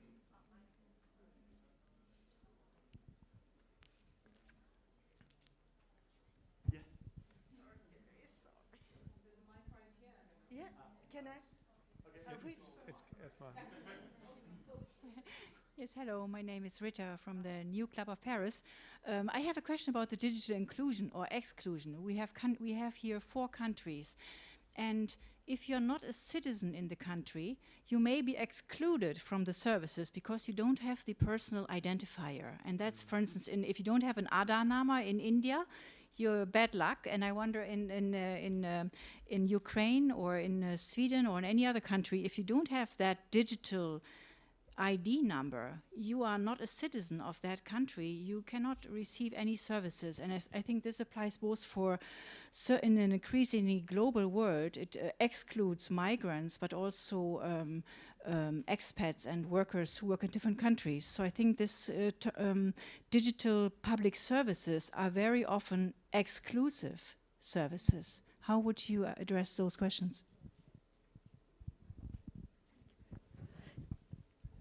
Thank you very much. I would suggest we throw this back to our panelists before taking any more, to not have too many topics on here because they're all quite big in themselves. So we had the question of practical ways of showing how governments are dealing with data protection privacy, what it means, and inclusion of non-citizens. Do any of the panelists feel like they want to speak to either of these questions? I see Valeria's hand up. Please, go ahead. Yeah, if I may, thank you so much for these great questions. So I'll start with the first one and give you an example of DIA and what we are doing. So for example, for DIA, we use the approach, DIA does not store any personal data. DIA uses the approach data in transit, which means that DIA connects directly to the state registers and shows the data which is needed. That's like the first answer to highly secured state registers, a very important remark. Second remark, the next thing is that, remember I told that it is very important, a regular communication from government to citizens, right? About what digital transformation is, what are digital services, why digital literacy is important, what is privacy, and so on. So citizens should understand that government already have their data. The question is how government uses this data, right? So for example, when citizens will understand who and when checks their data in the registry and receive notifications, it is about respect for this data, about avoiding the misusage of this data. Citizens' data belong to citizens and they have to know it. For example, we in the Ministry of Digital Transformation, we're also in the process of launching such push notifications for all registries. But the first stage, which we already done, was notifications about the revision for all the credit history in DIA. So for example, if someone checks your credit history or opens a loan, you get notified in DIA.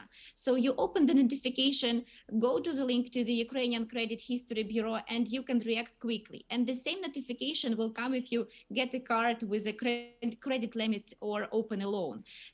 So there is, like, you know, as you mentioned very correctly, it's not a simple topic. It's a very complex topic. On the one hand, you have to work with the prevention. You have to do a lot of communication. You have to launch big projects on digital literacy. You have to make digital literacy available for everyone, not only for those people who have their gadgets and internet connection, but also for people of elegant age or people who are for some reason like excluded and have no internet connection or no gadgets at home. You have to create opportunity for them, like going to some special places. Like in Ukraine, we have digital hubs with facilitators who can facilitate the first contact for the people with the gadget and, you know, and platform and so on.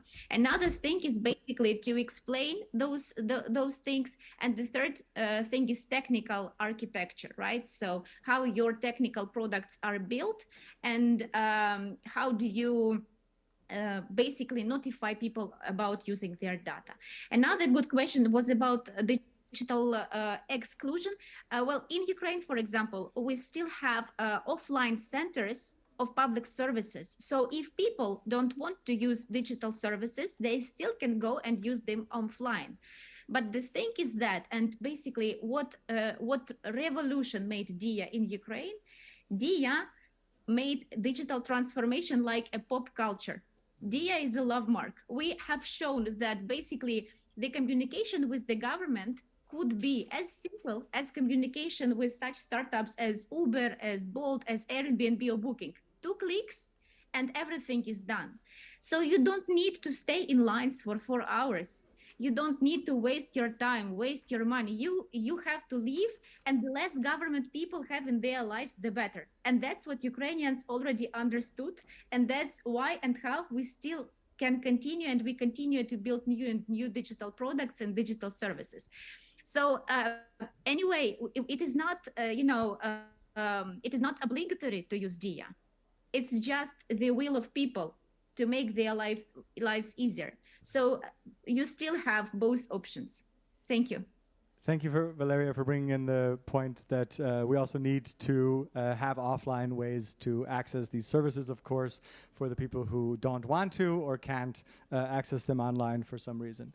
Do any of the other speakers want to pick up on this point, or should we open for another round of questions? Luana, please.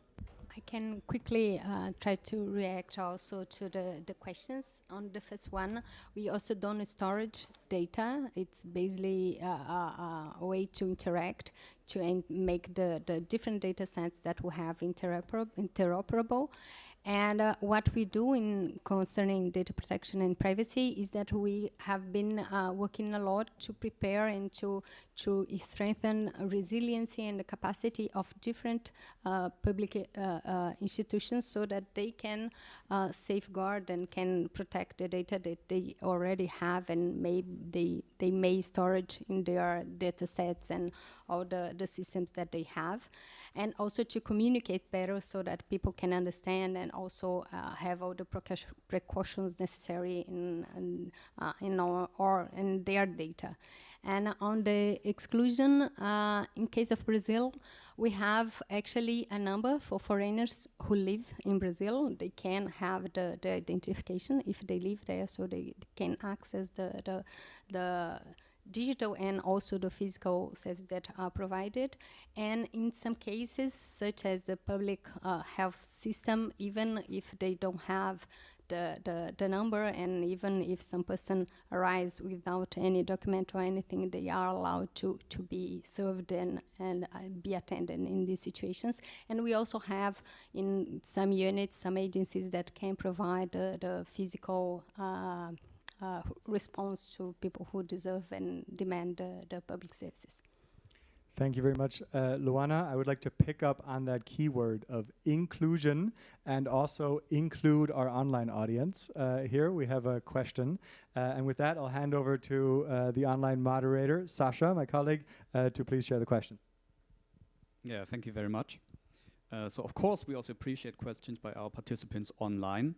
And we do have a question to the panel on cybersecurity and its relevance for trust in digital government services. I believe some of it has been covered already by our panel. However, the question would be in how far cybersecurity matters in your experience, considering all the aspects discussed today already, such as user-friendliness, ease of access, reliability, and so on. Thank you, Sasha. The question of cybersecurity, the digital elephant in the room that has not been addressed explicitly, perhaps. We will take one more question, and this unfortunately will then also be the last question. I see a question over there, and there's a microphone right there by chance. So Franz, please.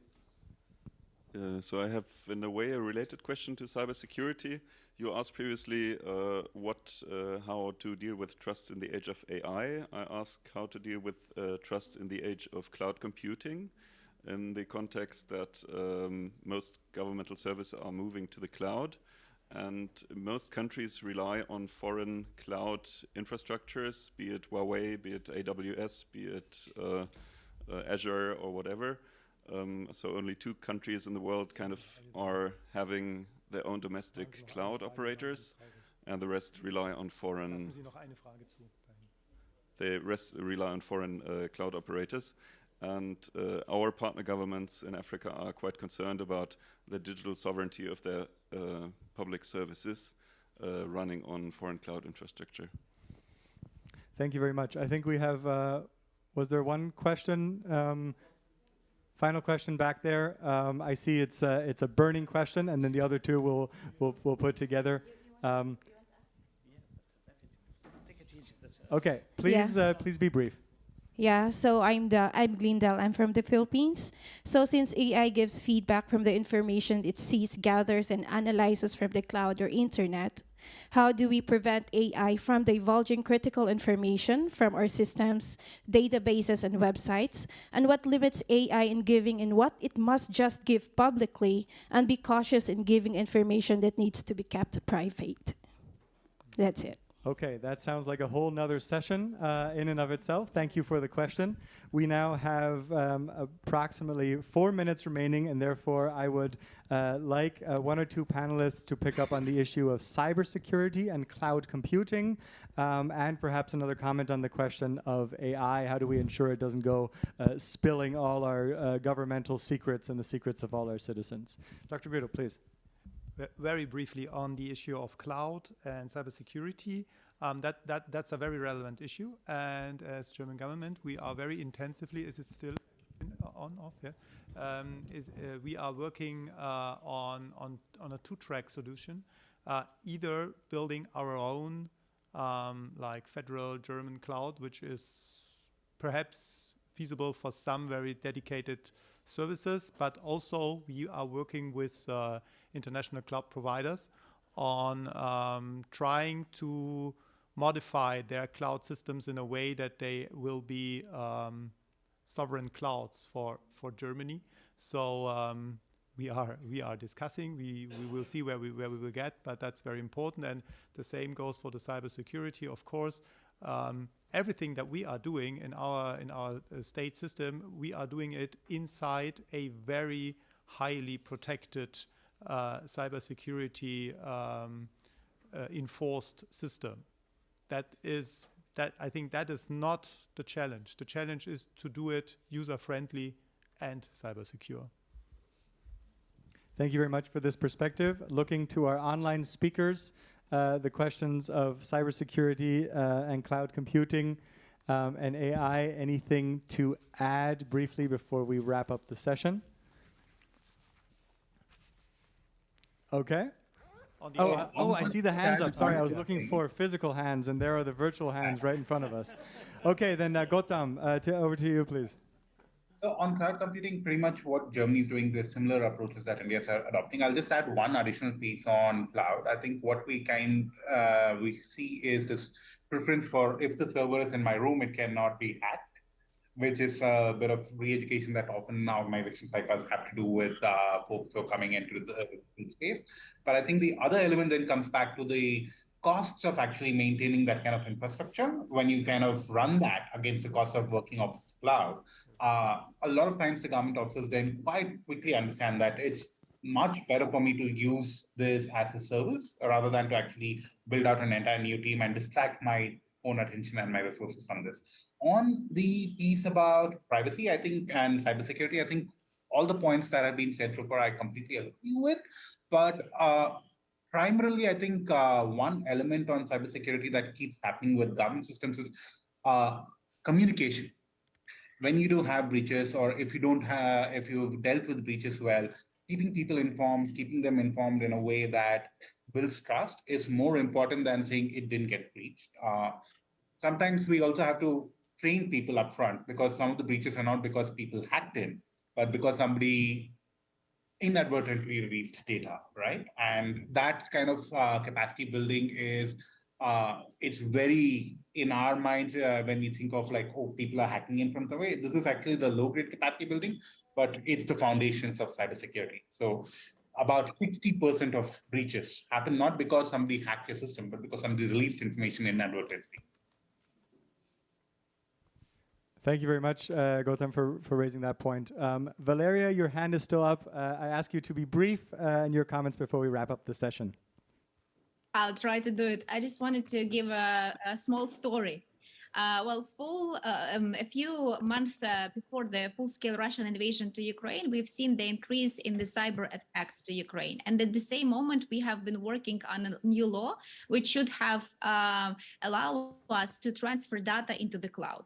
So just a few weeks before the full-scale Russian invasion to Ukraine, this law was adopted, and we moved all the data into cloud. And then when the full-scale Russian invasion started, just in a week, a Russian missile hit the data center physically. It destroyed the data center where we used to store backups, but our data was already in the cloud. So I would like to address the question that to our mind, there is no unique solution to that. You always have to like balance, and it does not mean that you don't need a data center or you have to store data only in cloud. Yes, so you have to balance, and the same comes about cooperation with different partners. We believe in golden triangle. Government should work with private sector and civil society and find the best ways to cooperate for the mutual benefit, right? And about the cybersecurity, of course, we take it super seriously. And when it comes, for example, specifically to DIA ecosystem, we have our own red team who is working on a daily basis to find even minor vulnerabilities.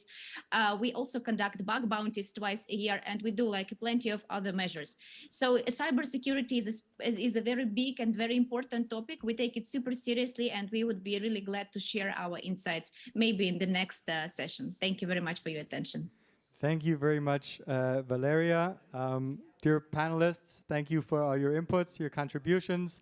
Thank you to the audience who is here. I'm sorry we could not take all your questions. It was a very good discussion. Feel free to hang around, float outside with us later. We can continue the discussion.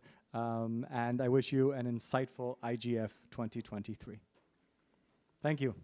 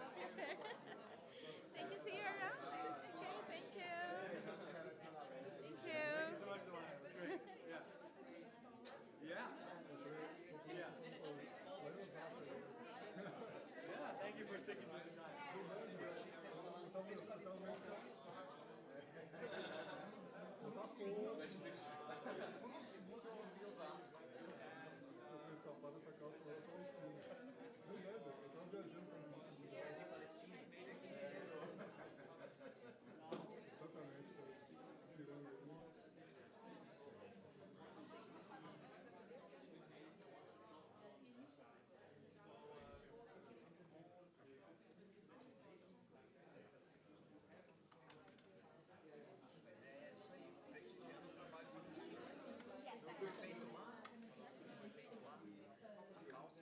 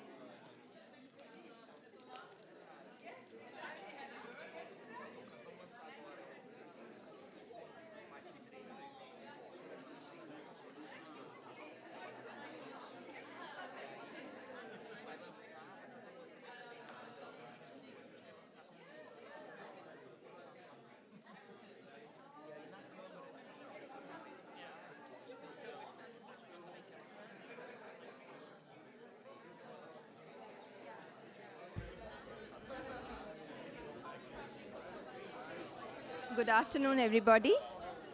Am I audible? Yeah? No?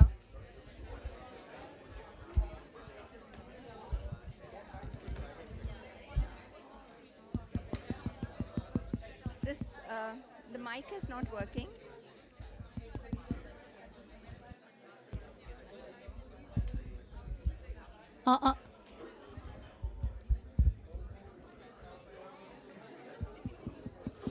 No.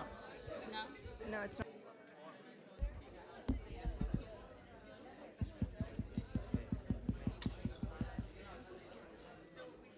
Yes. Okay, I can use another mic.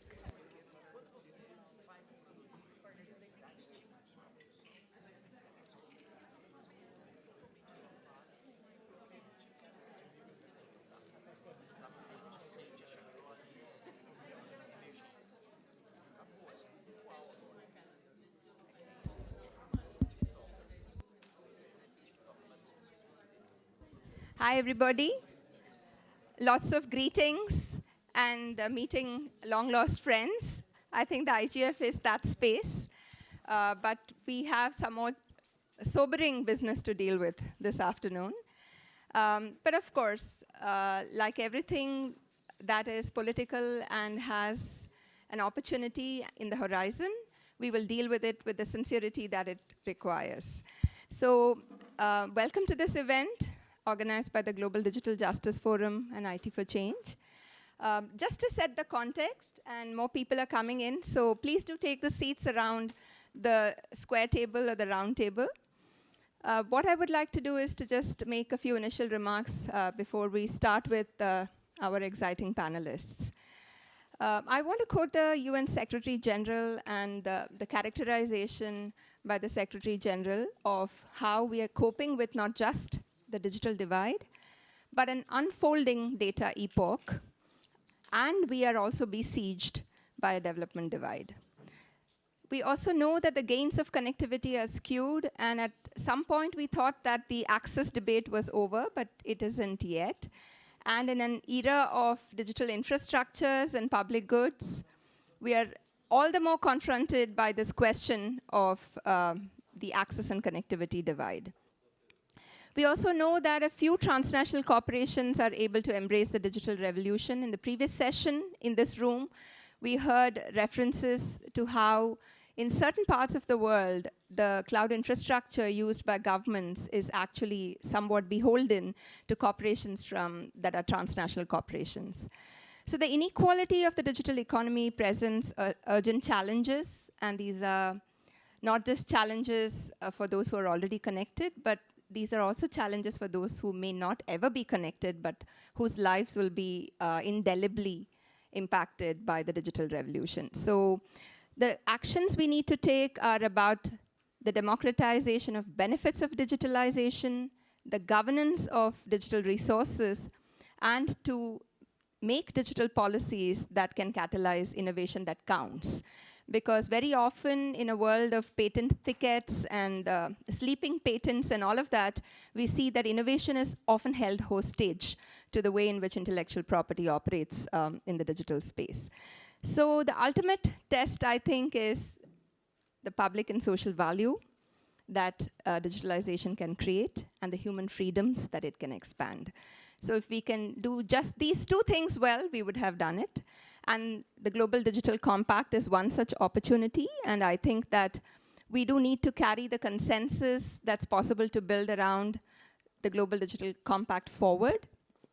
But of course, it's not easy to build consensus. There are people around the table whose business it has been to build consensus all their lives, so we really count on their experience.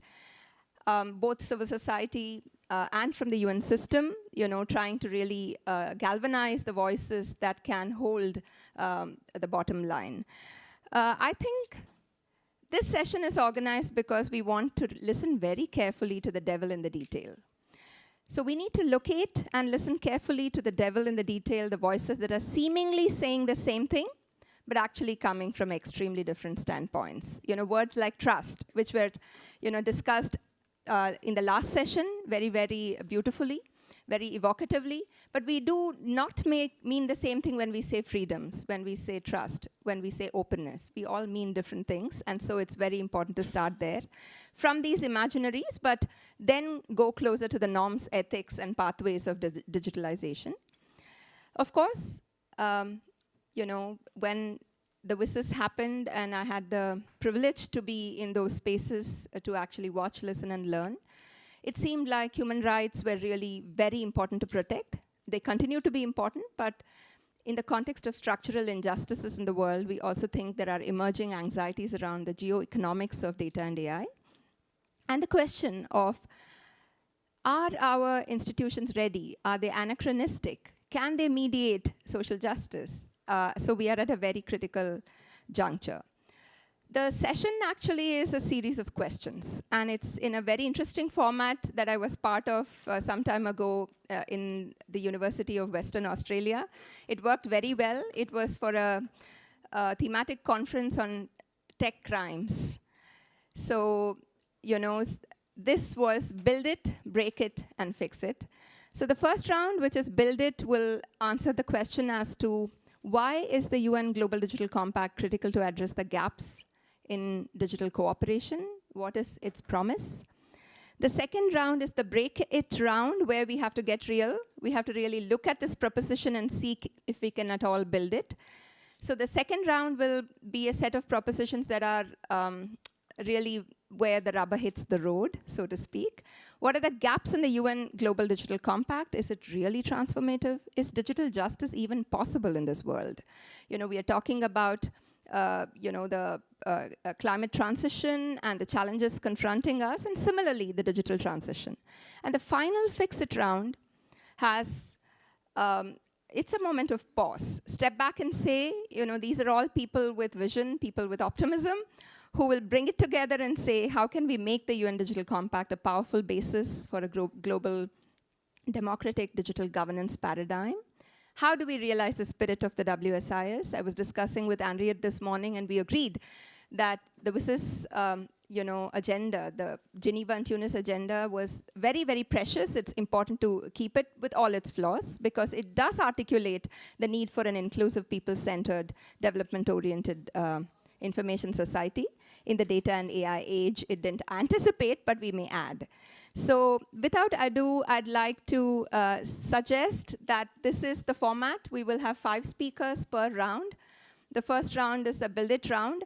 I know it's very hard for us to play to a certain script, but try and keep to the building, the breaking, and the fixing, so that in that posturing, maybe we will actually be able to churn out better sense, hopefully. And in this room, there is, I think, all the intelligence that is needed. So I would like to invite Ambassador Amandeep Singh Gill, who is the tech envoy to the UN Secretary General, to build it. Thank you. I think you should use this mic. Hello. Yeah, okay. Thank you. And a very nice scene setting. I love this idea of, you know, I think with children you might have seen Thomas the Tank Engine. Can we, or Bob the Builder, can we build it? Yes, we can. And what are we building in the Global Digital Compact? We are building a shared vision, a global framework for digital governance that is negotiated by governments, but is open to participation by regional organizations, the private sector, and civil society.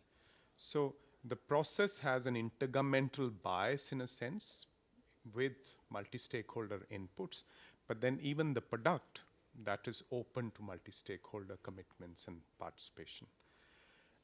And with this global framework, we are attempting to address some of the challenges that you mentioned.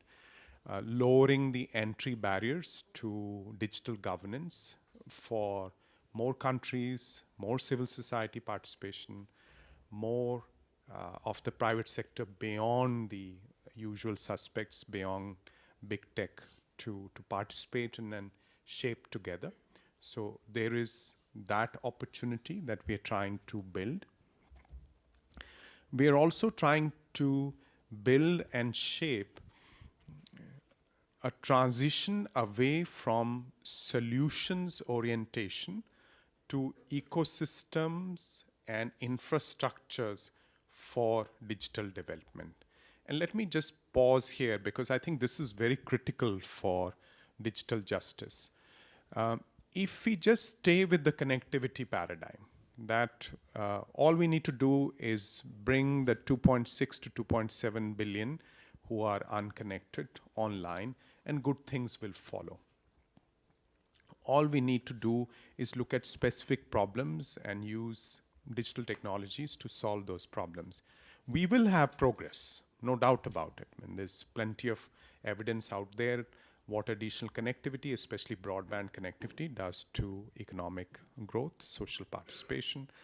But we will not get the kind of acceleration we need to cover that 85% deficit on the SDG. So 15% we are on target, 85% of the goals and the targets within those goals we are not on target. So we need a big boost, and that's not going to come from the same paradigm. So we are building a shift in paradigm, focusing more on digital public infrastructure that creates those inclusive innovation spaces, focusing more on capacity building, a networked approach to capacity building.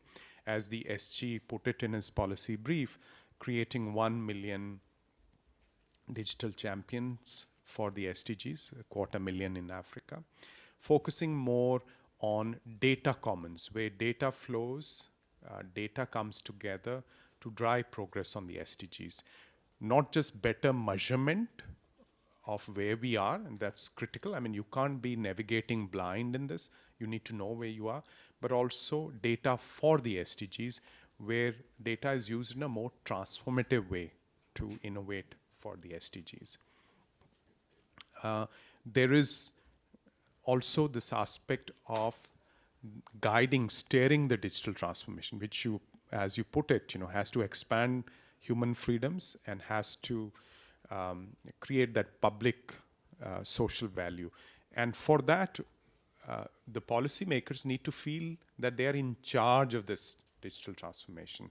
Civil society needs to feel that they are not being left aside. They also have agency over how things are shaping up. So we need to create those blueprints for digital transformation that help the policymakers and other actors in this space get more agency over the digital transformation. So those are some of the kind of paradigm shifting build elements. And most crucially, I think if we look at the space where there are risks, where there are harms, whether they are coming from traditional digital sources of those risks and harms or some of the emerging sources, generative AI, for instance, we need to put in place guardrails. We need to put in place effective mechanisms.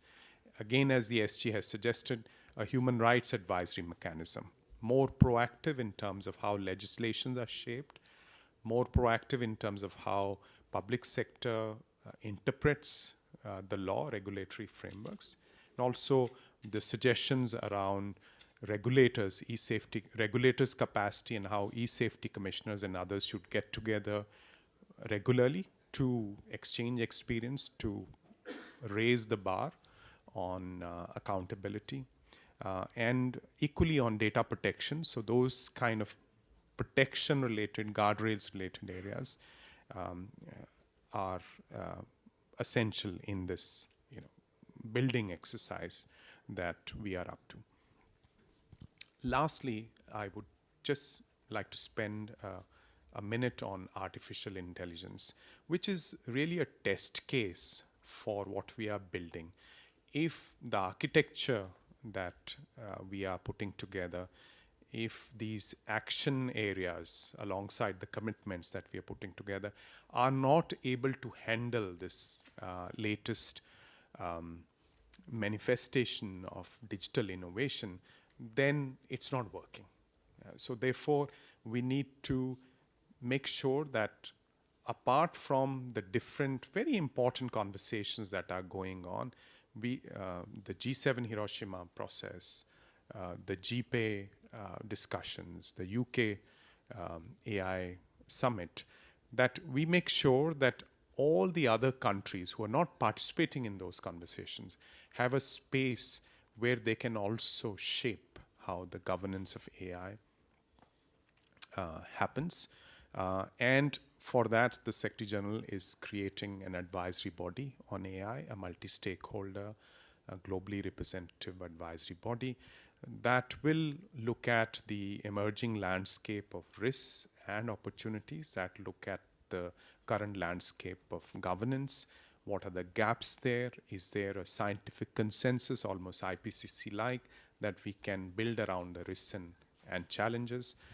And is there some role in terms of not just the UN role, but perhaps an institution, networked institutional role for the international governance of AI? There is the industry space, codes of conduct, certification schemes, various self-regulatory approaches. There is the national, regional regulatory space, the AI Act, the legislation that's in the parliament in Brazil and so on. But what's the kind of international level orchestration that could be put in place? So that's an important building block in the collective build-out exercise that I have attempted to sketch out.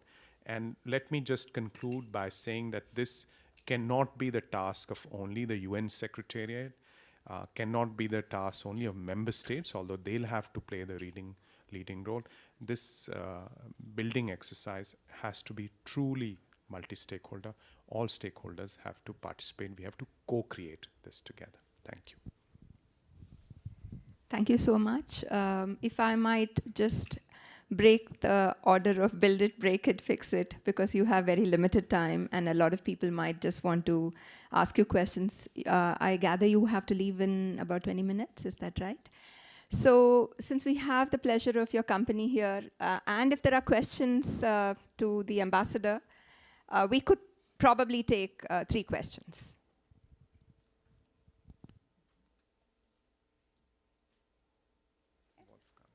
Is there a mic there? Yes.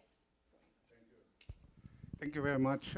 My name is Wolfgang Kleinwächter. I'm a retired professor from the University of Aarhus, and I'm really impressed by your approach that you said, you know, we have to go beyond connectivity.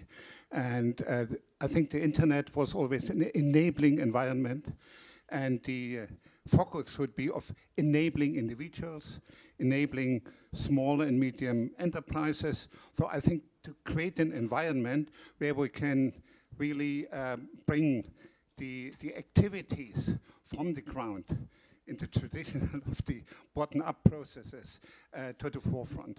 So I think this is really an important shift, so that we go beyond this, just, you know, count how many people are on the internet. And so it's not enough. And education, skills, all these are, I think, key issues which has to bring on the forefront, and it has to be based on human rights declaration and UN Charter. I think this is a good approach. I have concrete questions or some problems with the procedure, how to develop the Global Digital Compact. You said in your introduction that it's mainly an intergovernmental process with multi-stakeholder involvement. So the question is how? So, we had experience in the Tunis negotiations where the question was, you know, have non-state actors access to the negotiation rooms, have the right to speak? Can they present proposals, comment on several articles, and things like that? So, and for me, this is still unclear, because the experiences from the deep dive consultations are that everybody could say everything, but there was not the impression that the input from non-state actors have really an impact on the governmental reactions. And so we have to have some safe procedures in place which would guarantee that the input, which is so welcome when you from you when you always say the multi-stakeholder has to be on the forefront. But how you can make sure that this impact has really an input. Thank you. Thank you. There's one online and one more. So let me go online first. Can you unmute and speak, Nandini? Hello, I hope you are able to hear me. Yes. Yeah. So, Mike, I'm Nandini from IT for Change. And my question is, how can the Global Digital Compact address the gaps that have been identified in the implementation of the business outcomes over the years? And how do we see what is coming out of it, linking with the business review, especially in terms of the enhanced cooperation agenda and, the related issues? Yeah, I will be very brief because I will have time to speak about this in the third part of the section. So I'm Luca Belli, I'm professor at FGV Law School. And so my question is with regard to the implementation. So I already had a very good discussion with Amandeep about this some months ago. And I keep on having this curiosity about how this de facto will be implemented. And let me explain my point. I think that something that emerged in a very eloquent and telling way from the experience of the past 20 years, also the implementation of the WSIS on the Tunis agenda and all the commitment, is that sometimes what is put into paper in the product of a summit or a process then does not correspond to the reality of the implementation. And if we take the definition of internet governance, where all the stakeholders join hand and collectively define principles, rules, norms, and procedure, it sounds fantastic. But then we don't consider that in practice, there might be some stakeholders whose enormous economic or political interest is sabotage of this joining hand and collectively defining norms, procedures, and rules. So what is my question is there any thinking about how to create guardrails and safeguards also with regard to the potential, I don't want to call them bad faith actors, but actors that are not interested in having a global digital compact, and actually they have a huge economic or political interest in the sabotage of this kind of initiative. Thank you.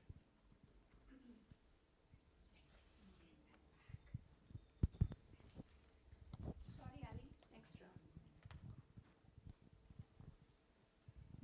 round. Thank you. Very, very thoughtful questions. To start with Wolfgang's question about how do we ensure continued multi-stakeholder participation in the negotiations phase.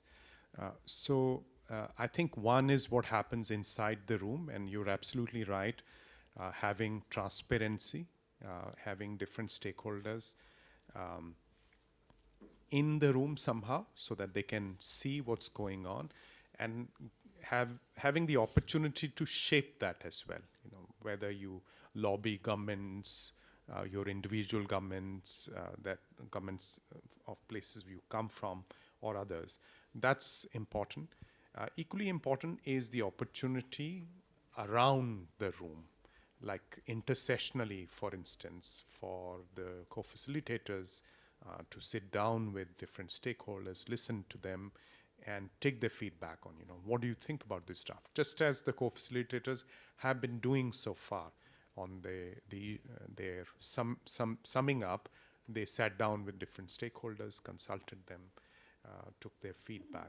So we have to be creative, and we have to be constantly inventive to enlarge this space, because we are stuck with a structure that's intergovernmental by design. But we've succeeded creatively with this forum, for instance, the IGF.